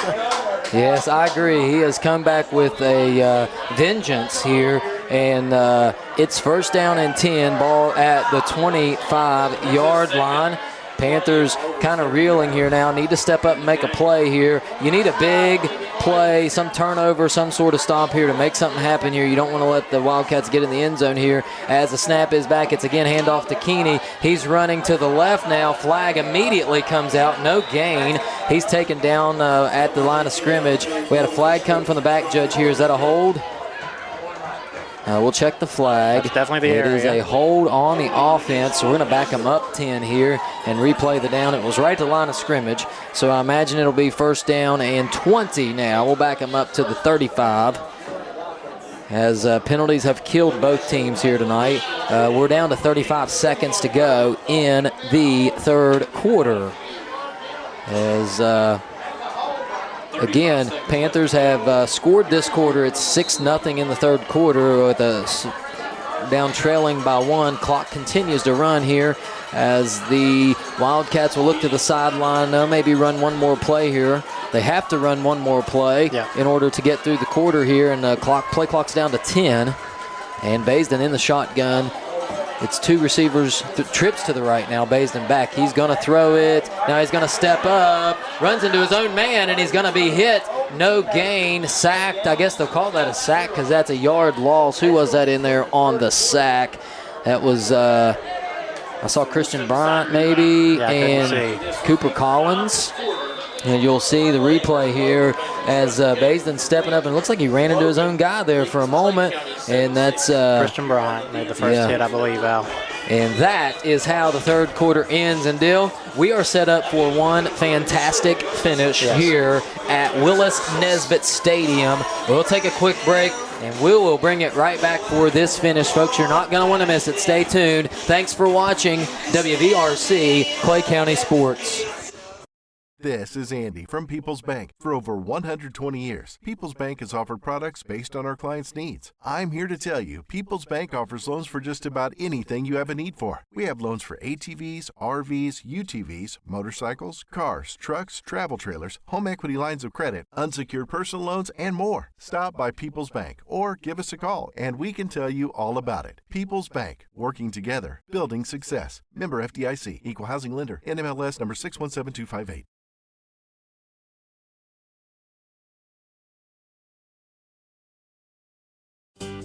Clay Family Pharmacy is your hometown pharmacy, serving Clay County and the surrounding areas with prompt, reliable service and a family-friendly atmosphere. We are open to serve you weekly. Our hours are Monday through Friday from 9 a.m. to 6 p.m. and we are open Saturdays from 9 a.m. to 2 p.m. Give us a call at 304-587-2123. Clay Family Pharmacy, proud supporters of all Clay County athletes. We're back here for the start of the fourth quarter. 12 minutes till this one ends. Logan Wildcats have a 7-6 lead and the ball at the 36-yard line of the Panthers. Second down and very long. Ball snap. It's loose. Back comes Baisden looking to make something happen. He's got a lot of green room to run, and he's hit. He makes a play out of nothing there. Not able to gain maybe 3 yards on the play, and that's happened a time or two, and it's almost like when there's a stoppage of play, it's like a little bit of miscommunication there. He wasn't ready for that one. No, he wasn't. He did a good job of making a play out of nothing there to get maybe even pick up a yard or two there. But you still have him in third and long here, Al. This is what you want. Keep them from I imagine they may try to get a chunk of this back here so you have a manageable fourth down. However, I'm not calling plays for the Wildcats, as we'll see what the call is here. It's ace formation for the Wildcats. Baisden, the quarterback, the senior, in the shotgun. Keeney is the back. They're going to throw it deep down the middle of the field. Ball's incomplete. Looks like he had justice, maybe had a step on Stanton there, but incomplete pass. And, at this level, if you just put a guy there close, a lot of times that affects the receiver, and that time it did, and it's fourth and long. And what do they do here? You're right, Al. 4th and 17. I think if I were on Logan, I would punt it away, try to pin you real deep, but you never know. I thought the exact same thing. Sometimes I feel like we are thinking right along the same wavelength as I would. With a 1-point lead, I'd punt this thing out of bounds, pin us deep, because we haven't really been able to do anything when we're backed up. But they're going to go for it here, and as a defense, you got to just keep them from getting that first down. and they're going to time out here and think about it. And we're going to think about it too here as the Panthers come off the field. 11:03 to go. It's 4th and 17. Ball in Panther territory. Let's go to a quick break, and we'll be right back. You're watching WVRC, Clay County Sports. If you're interested in a new tractor or implements, give Shamlin Brothers Farm Supply a call at 304-927-1426. We are a coyote, bush hog, Vermeer, and coon dealer. Also, look us up on the web at ShamlinBrothersFarmSupply.com. And may God bless.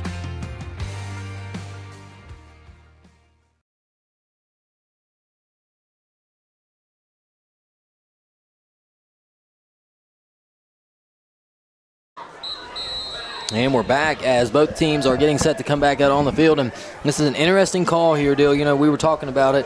If I'm calling plays for the Wildcats, I'm punting this thing out of bounds and pinning us deep here, making us drive the length of the field, something we haven't been able to do.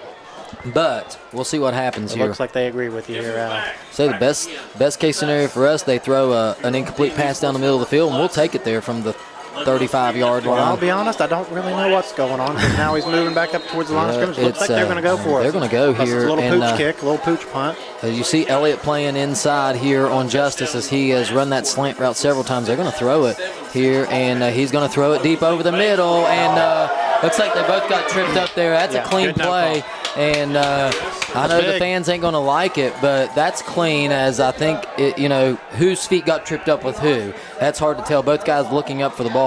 And there you have it. We'll take the ball here. As you're going to see it on your screen. Both guys kind of looking up for it, and they just kind of got tripped their feet up. That's incidental contact there.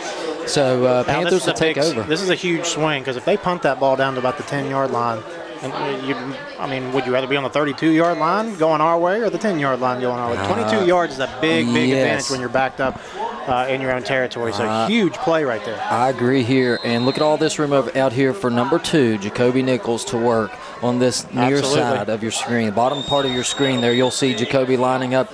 Let's see if we don't try to get the ball to him here as Collins is in the shotgun. It's a pitch out to Scarborough. He just went down there. He tried to catch it, and he's just not right. No, you can tell something's bothering him on that lower body. Try to get a quick pitch out to the right, get a couple of linemen out there pulling, but the pitch was a little bit high. Brody not being 100%. A couple of factors there, and now we're behind the sticks. You hate to see that. Yeah, the pitch was just a little high, and when Scarborough turned around to catch that thing, it looked like that ankle just gave. You can see it heavily taped there. It's the one bothering him. We knew he was about 65% coming into the game, and he's gutted through it because he's such a tough kid there.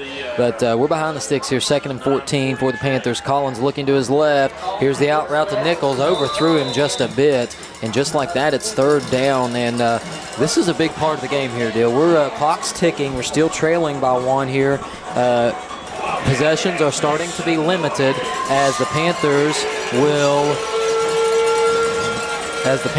look to make a play here as Terry, we got our clock camera issue here. Let me see that here. Just set it down there. There we go. Just let it hang. It's fine. Having little clock issues here. We're sharing our stuff here with the guys up top. We appreciate their help as we're kind of sharing the space here. And it's a big 3rd down here, 3rd and long. Collins looking to throw. He's got pressure by ball. Steps up, still looking. Again, and now he goes down. Flags on the play. Uh-oh.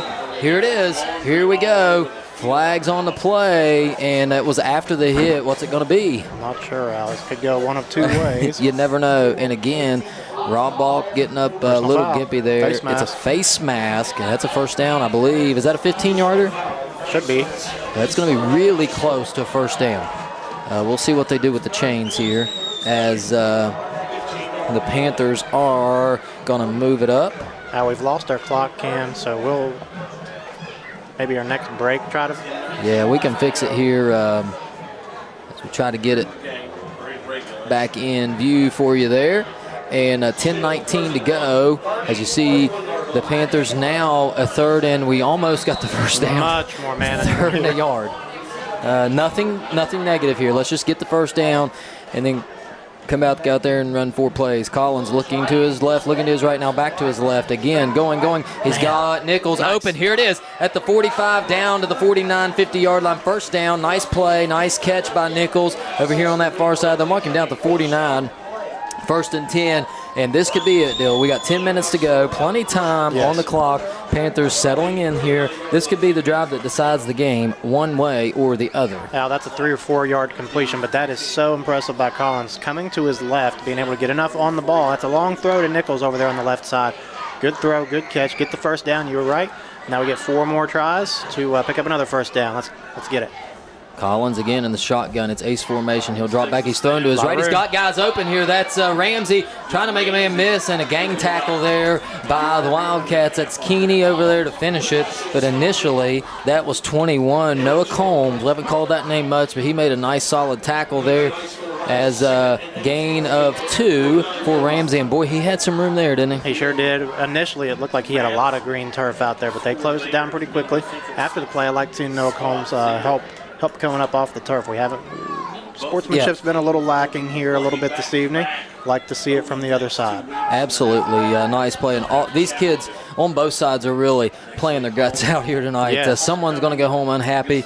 We'll see what happens here. But it's been a fun game for sure as the Panthers back at it. Motion now is Elliott. It's going to be a fake jet sweep, and Scarborough up the middle. Scarborough still on his feet, rumbling, bumbling, stumbling near the first down. And he gains about 8. Brody Scarborough on the gimpy ankle says, how about this? And it was the fake jet sweep. We've talked about that motion all night, and coming off of it, we hand it to Scarborough, and he gets a nice chunk here, and it's, again, 3rd down and short. Now, bum ankle or not, you know what Scarborough's going to do up the middle there. He's going to run tough, keep running through tackles, and he got us very close to a first down. It's going to be 3rd and very short.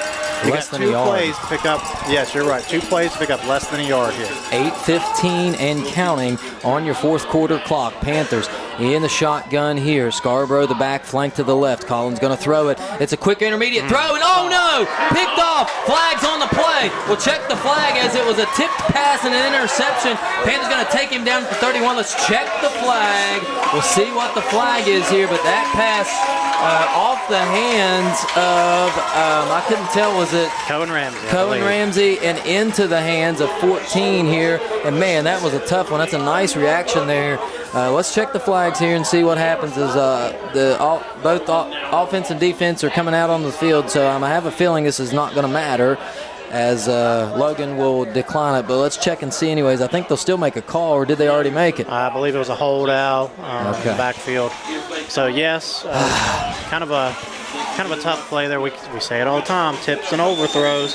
And that was definitely a tipped ball for an interception. Defense got to step up big here again. Panthers coming back out onto the field here.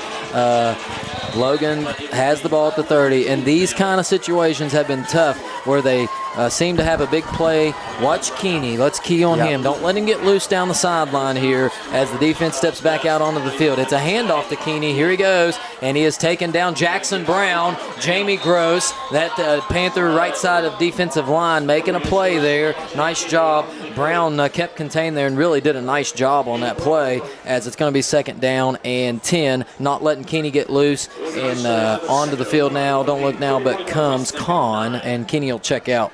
You called it, Al. You knew they were going to try to go to Keeney there. They're trying to maybe run the clock down a little bit, even with their high-powered offense. Now they're going to bring in Cross Kahn into the backfield. You got to think they might try to feed him here. If they're gonna run the ball, try to hold them up and strip the ball out of there with those big guys. Don't be surprised to see a shot down the field here on the bottom of your screen. You're going to see number 1. It's a slant route the other way, incomplete pass, and I'll take that. Yeah, for that sure. pass was intended for Braden Craddock. I can't help but think they're going to take one more shot over here. On the bottom of your screen, you're going to see number 1, Caden Justice. They have taken shot after shot, and they've just been unable to connect tonight. He is one-on-one with Elliott. That's a matchup. They like their guy. We like our guy. Yeah, for sure. I think we're not done seeing that here, as it's 3rd down and long for the Wildcats. 7:04 to play in the ball game. Panthers trailing 7-6. Baisden dropping back under pressure. Now he'll escape to his left, and he is taken down. That was the freshman, Colin Elliott. The younger brother of Joel Elliott says, how about this? I'll take you down right here. And that's the quickness of the youngster there. And it's 4th down and long, and we're going to get the ball back. I think this might be a spot where we get to see Jacoby try to return one out. A lot of open room there in the middle. If you can scoop one up and take it back 10, 15 yards, you set yourself up with some really, really good field position. Here we go. Jacoby is standing back at his own 37-yard line of the Panthers. Punt formation for the Wildcats. A lot of movement here on this punt as the play clock down to 2. They'll snap it. It's a high kick. It's going to bounce, and he was unable. He's going to try to wrestle it up here. Let's see if he can't make something happen. He runs to the right. He's at the 20, 25, and across to the 30. Flags on the play. Flag coming in late. I don't know what that was about there, as we got a player down in the backfield there. I don't know what the call was here. Maybe we'll keep a block in the back, if I'm guessing. Man, you hope not. Yeah, you hope not, but that... every time we get something cooking, it's like a penalty kills us. We'll check the play. And it just sometimes takes so long for them to make the call. We'll see what it is. Now they're walking backwards. We'll check the call. White hat coming towards us here. It's a personal foul. I don't know, what is that? Illegal block. Illegal block. Yeah. Came in awfully late there. I thought if they were going to throw it, they were going to throw it on the initial block, but it looked like after he got tackled, they threw the flag, and that's going to back us way back. 9-yard line now. 91 yards we got to go. In 8 minutes. Yep. No, we need a big play here. 6 minutes. 6 minutes. 6 minutes to go, correction. Yep. And here come the offense now. Got to look for Nichols and Elliott here, Al. I think that's your best hope. We have the playmakers to do it. A little different formation here for the Panthers, as they'll have 3 running backs in the backfield now. And we'll see what the call is. The snap, and Coleman's going to go in motion now. Snap is back. It's a pitch out to Nichols. Nichols looking for it. He'll cut it up inside. He's at the 10, out to the 15. Nice play there. Gain of about 7. And he'll go out of bounds, 5:52 to go. I'm going to mark him out at the 15. I thought he got up to the 16 or 17, but they'll mark him out at the 15 nonetheless. Good play there to get the drive started. 2nd down and 5 for the Panthers, 5:52 to go. I think you try to get those playmakers the ball any way you can. You saw it on a little pitch there to Nichols. Picked up 5, like you said. And the clock is stopped at the moment. They ran out of bounds right at the 15. Gotcha. I can't see. I'm blocked by this corner here, so kind of in a bad spot. I'll peek out this side door here and see if I can't see what is happening, as we're again in that same formation. It's a pistol formation with a back to the left and the right of Collins. It's again a pitch to Nichols. He gets a good block by Ramsey. He's up to the 20, to the 23, 24-yard line, and that's going to be a 1st down. And we found a little something there that works, as we got the blockers. And I like it. And again, it's a 1st down, 5:43 to go, and we got out of bounds and kind of getting out of our own end zone here before we can take a shot. Yeah, they're coming in here right into my vision now. I can see what's going on. Couldn't really see the last couple of plays, so now looks like we've got it out to the 24-yard line. Ball at the 24, and again, we're in that pistol formation with 2 backs, and Coleman will now shift to the right side, and it's a pitch to Nichols again to the wide side, and he'll use his speed to get out wide, and he's taken down to the backfield. This time nowhere to go, and going to be a loss of about 3 on the play as the clock continues to roll. It's 5:08 and counting for the Panthers, 2nd down and long. Yeah, maybe we went to the well one too many times there. Try to find another way to get them involved. We've seen Nichols 3 times here. See if Elliott or Cohen Ramsey can't get the ball in open space. Panthers will line up in the shotgun. Ramsey is split out to the left. Joel Elliott split out to the right. Play clock down to 10 here, as the Panthers will need to make a call. 4:40 and counting on the game clock. Panthers trying to move that ball down a point here late in the 4th quarter. This time it's a throw out to Nichols, and he's going to outrun Baisden, and then he gets hit out of bounds at the 23-24. Really no gain as he goes. I thought he went out of bounds. Clock continues to run. And we're going to have a third down here with clock ticking right near 4 minutes, and I believe we're inching towards 4 down territory here. Yeah, I think with the clock keep moving, it's going to be under 4 when we run this next play probably. I think you might be right. You hate to say it back this far in your own territory, but you're just going to run out of time if you don't. Yeah, third down and 11, we'll call it, for the Panthers, as the clock will now continue to run. The officials timeout here. Third down. You got 2 downs really to make this here, so we'll see what the Panthers decide to do. It's back to the ace formation for the Panthers. Snap is back. Collins is going to take a deep shot. He's got a man open. It's caught by Elliott. He's at the 40, down to the 30-yard line. Joel Elliott makes a play. Collins with the dime and a flag on the play. You gotta be kidding me. No way. It's against the Panthers. Holy moly. Oh, man. Are you kidding me? A flag all the way back. I don't know what the call was, but man, oh, man. I got to keep my mouth shut on that. I don't know what to say. Really at a loss for words there as Elliott caught that ball and was all the way down at the 30, and I don't know if they called it a legal man downfield, maybe. I'm not sure. I couldn't tell, but oh my goodness gracious. And we're going to back up and try it again, this time 3rd and 16 yards.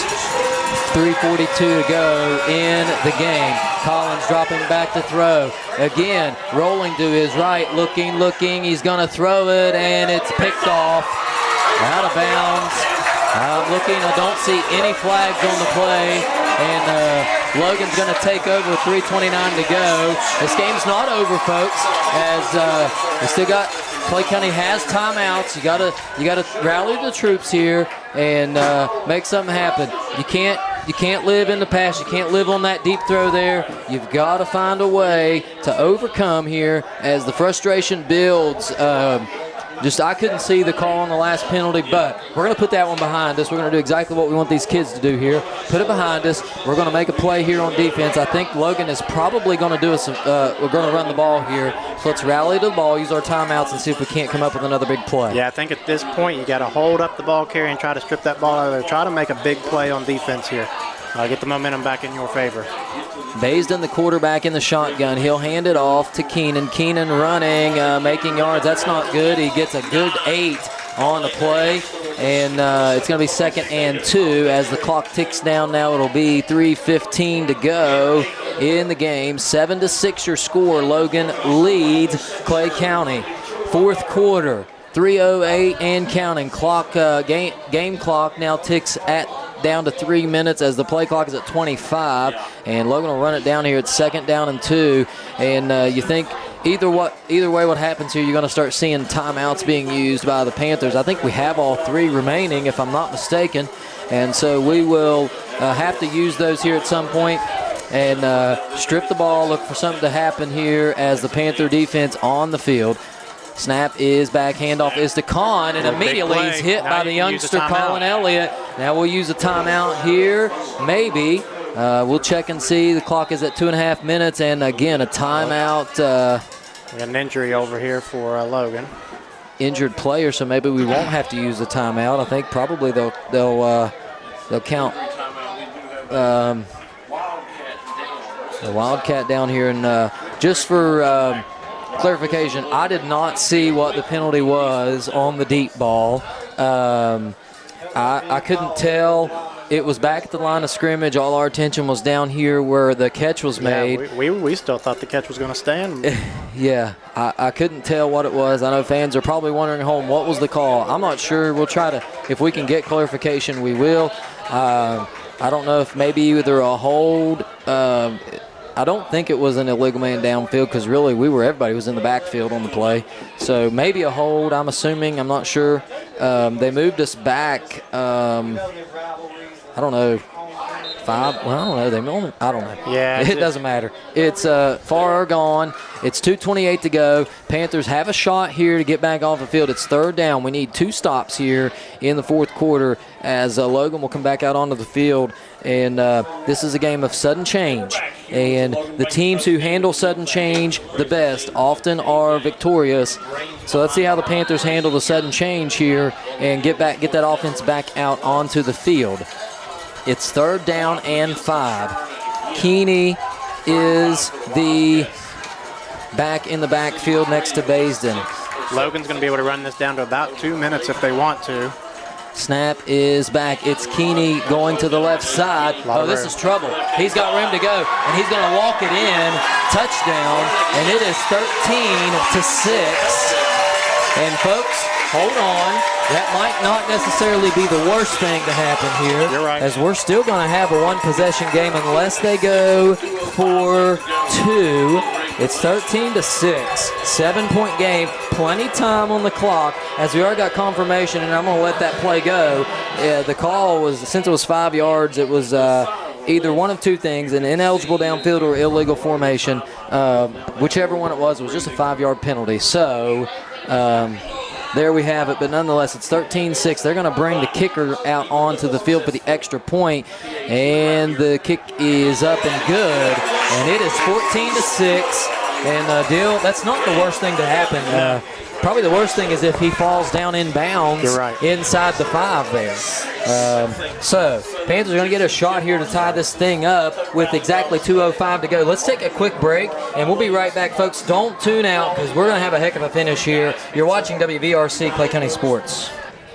There's nothing quite like a homemade meal from Tudor's Biscuit World. We use real buttermilk to craft our delicious biscuits, one batch at a time, and serve them with our signature platters. Here, you will taste the freshness in every bite.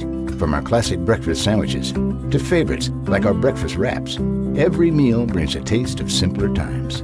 Whether it's tailgating or an office event, let Tudor's do the cooking. Visit tudorscatering.com for all your catering needs.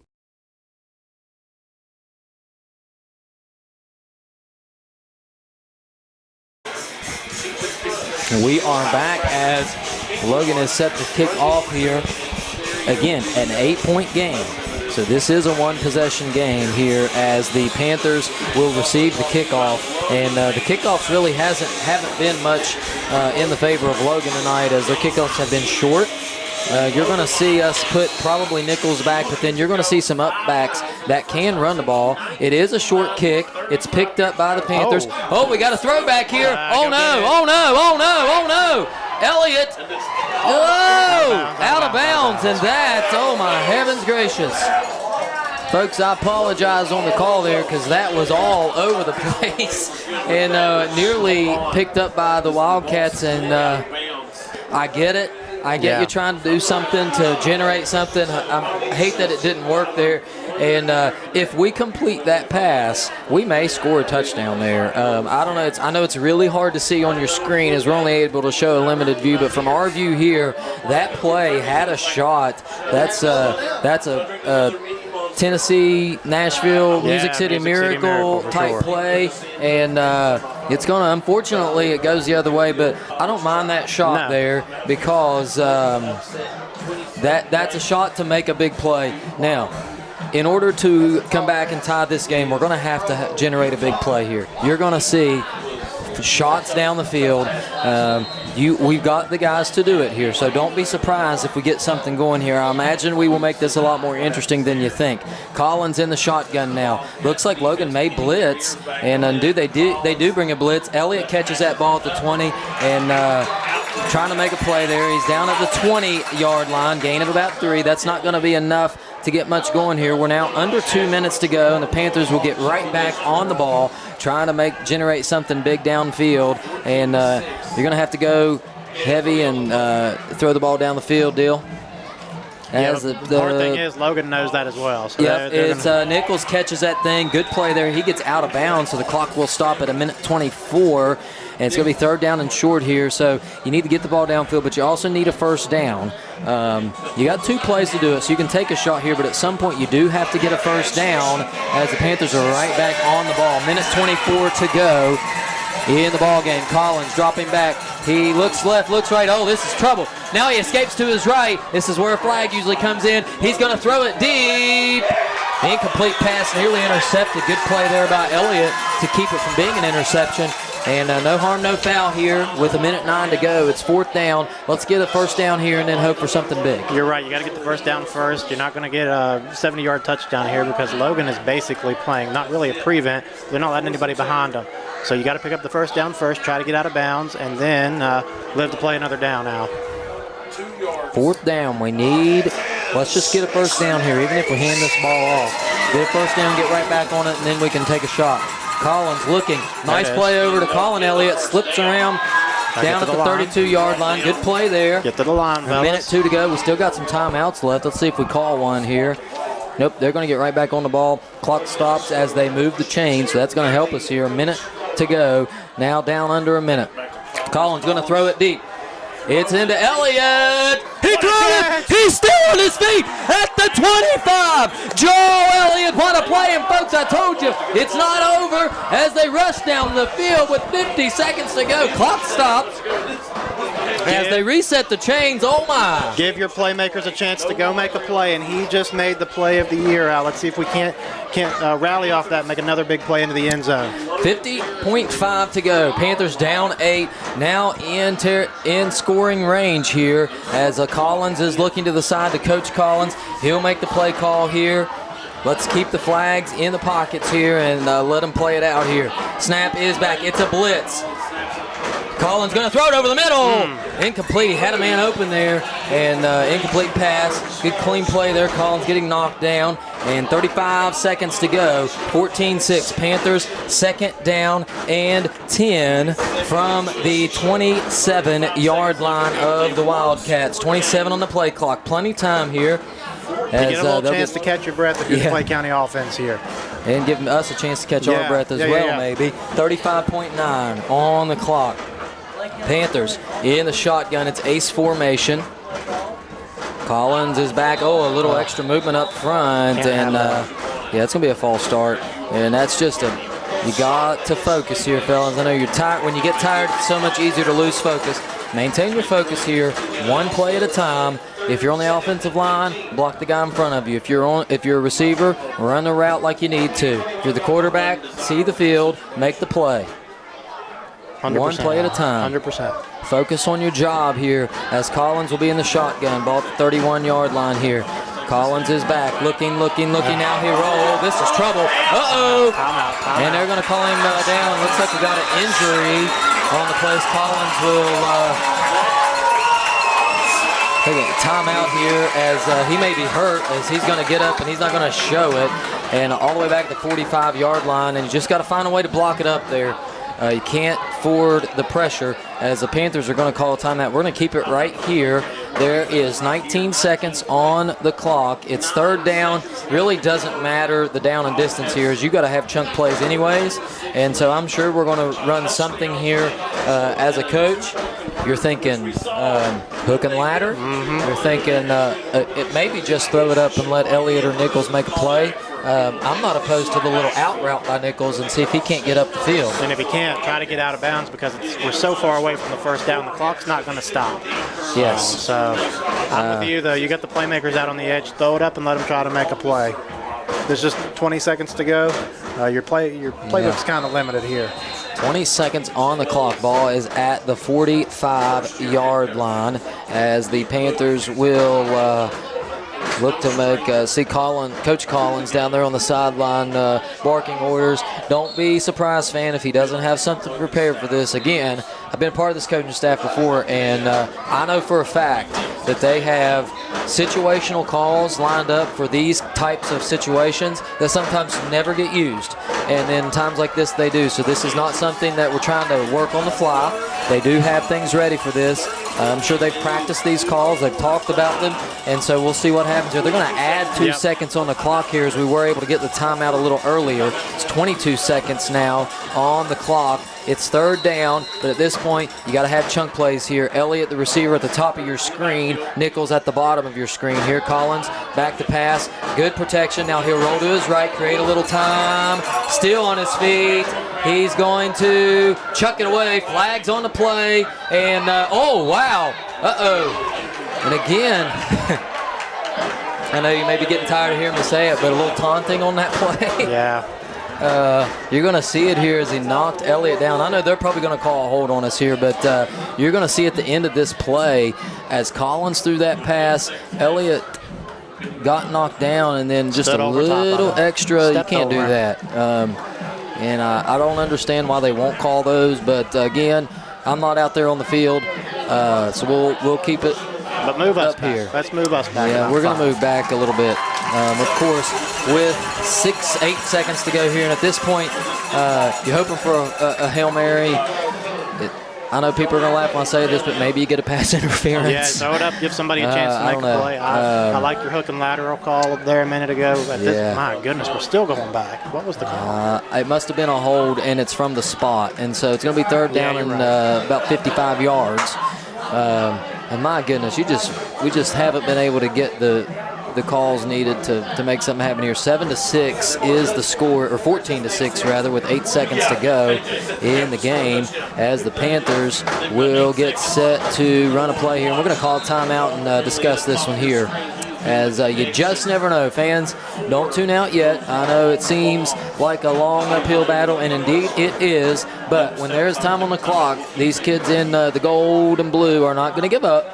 So we'll keep it we're going to keep it here, but we're going to play an ad here and get a chance for our sponsors, give us a chance to catch our breath, and we'll come back with the final seconds of this game. Thanks for watching WVRC Clay County Sports.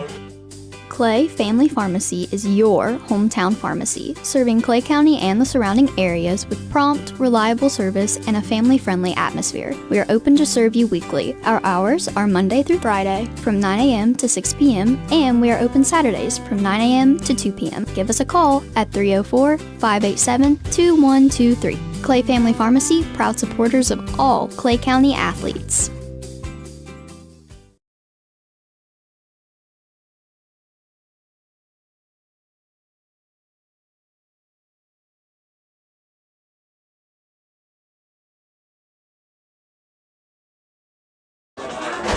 We are back here as 3rd and 55. 3rd and yeah, we need all the way down to the 16-yard line for the 1st down. But at this point, I don't know that we have time to run more than 1 or 2 plays here. So let's see if we can't draw something up and make something happen. Elliott, it is going to be a pass to Nichols. Nichols is going to charge upfield now, and he's going to lateral it back. Again, lateral back again to Scarborough, and just couldn't stand on it there, and that's how the game will end. And there you have it, folks, as, again, we got a little extra going on over here on the sideline. You hope you don't see that, as he's shaking hands with the coaches there. That's good to see. And Deal, although we come up on the wrong side of this one, it was a good ball game, as Panthers fall just a little short on the road tonight. To Logan, 14-6. Let's take a quick break, and we will come back with the wrap-up here from Logan County. Thanks for watching WVRC Clay County Sports. Legs Welding, Inc., located in Clay County, West Virginia, has provided high-quality products and services to the vital West Virginia coal mining industry since 1978. Specializing in custom underground mining equipment such as shuttle car bodies, scoops, booms, and components, Legs Welding is fully equipped and capable of performing a variety of your welding and manufacturing needs. We only use American-made steel, and we take pride in our solid, strong American craftsmanship. Legs Welding, Inc., 304-587-4335. Proud to support the students and athletes of Clay County.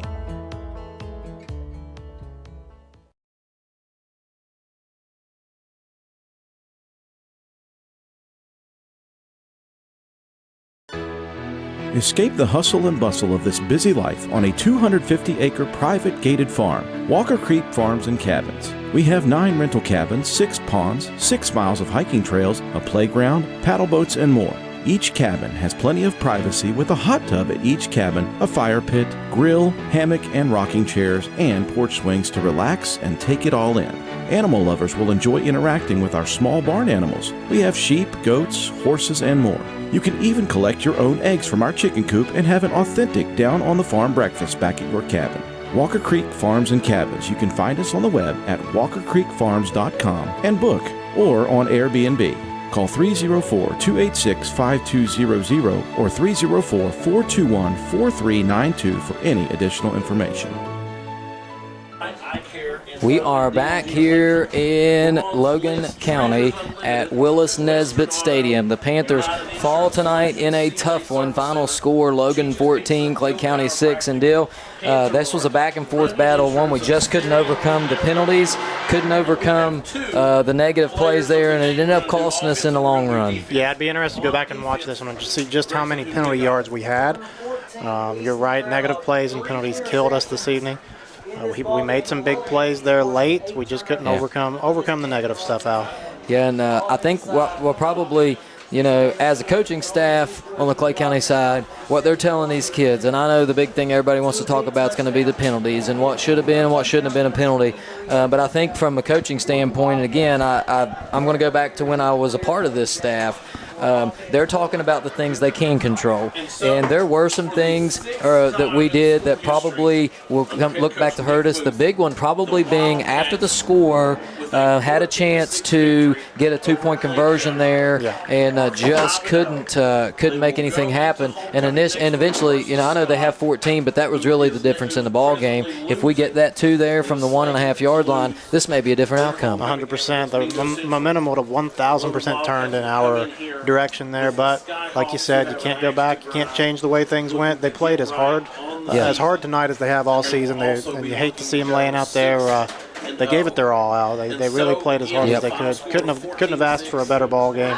Just wish a couple of those things that happened would have went our way. Now I'm going to mention this here as we look forward. The Panthers fall to 3-3. But I know what seems devastating when you look back. This is a good Logan team, and is now 5-0. Yeah.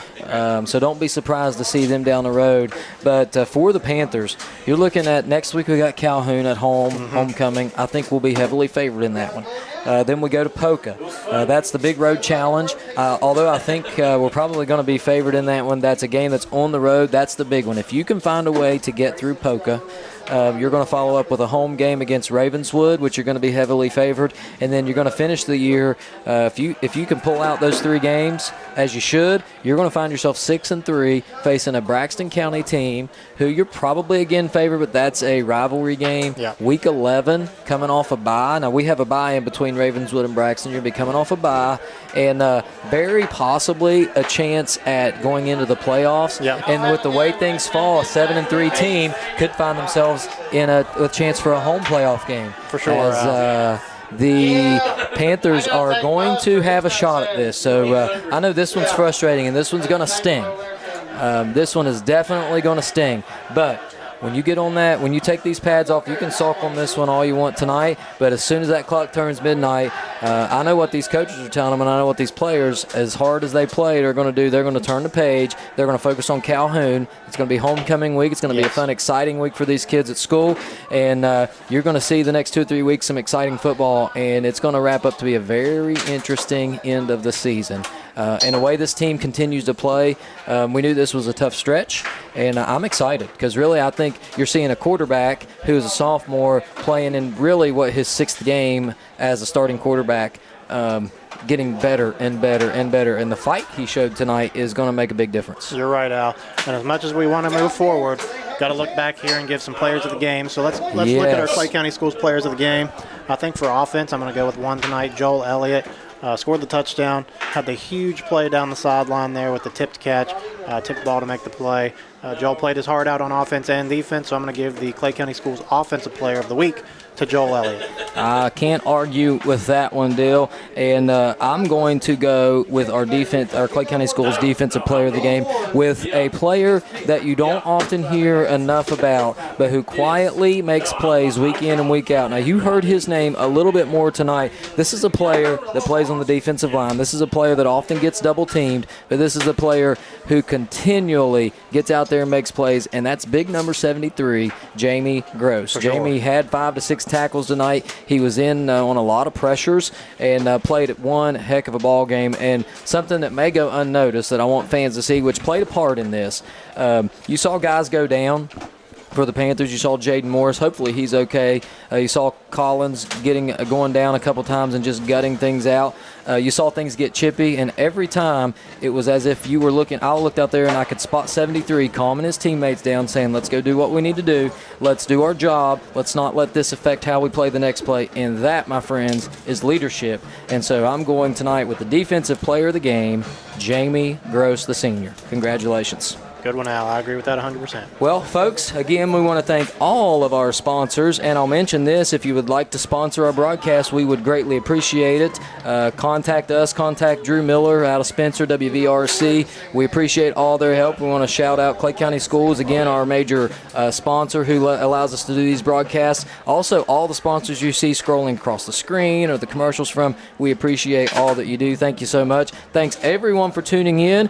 Thanks to Mike Casaza for shouting out our stream, and Aaron, we appreciate you making that Clay County connection for us, and please again tell Mike we appreciate him. This has been a fun game. Good hospitality here at Logan High School, and we've shared a booth with another broadcast. Hopefully you can check out their stream. I know we were both having fun up here, and it's been an awesome experience. And Dill, we wanted a close game. We got one, just came up on the wrong side of it tonight, didn't we? Yeah, we've been asking for one all year. We finally got it. Love to see it swing the other way, but we'll live to play another day, and we'll go try to get Calhoun next week out. Now, last thing here before we go. I know everybody's at the edge of their seats. We got 4 big broadcasts next week. Hopefully we'll be able to do. We got JV Monday against Sherman. Okay. We have volleyball Tuesday and Thursday of this week, and then Friday's homecoming. So big week for WVRC Clay County Sports. We'll be right there to make it happen, folks. Thanks so much for tuning in. Thanks so much for the awesome game. It's been a pleasure to bring it to you for Alan Tanner and Dylan Vaughn and the entire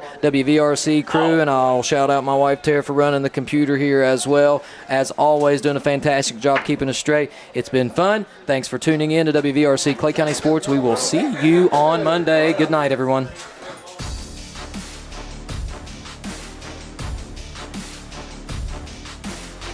You've been watching live streaming coverage of Clay County Panther football on WVRC Clay County Sports. Clay County Panther football has been brought to you by these community sponsors: Clay Family Pharmacy, Walker Creek Farms and Cabins, Tudor's Biscuit World, Gino's Pizza and Spaghetti House, Stump Funeral Home and Cremation Services, Inc., Legs Welding, People's Bank, Shamblin Brothers Farm Supply, Holcomb & Company LLC Building Contractors, Go-Mart, and your Player of the Game Award brought to you by Clay County Schools. Thank you for watching, and tune in next week for more live streaming action with Alan Tanner, Dylan Vaughn, and the rest of the WVRC Clay County Sports crew. Clay County Panther football broadcasts are a production of WVRC 104.7 FM. All rights reserved.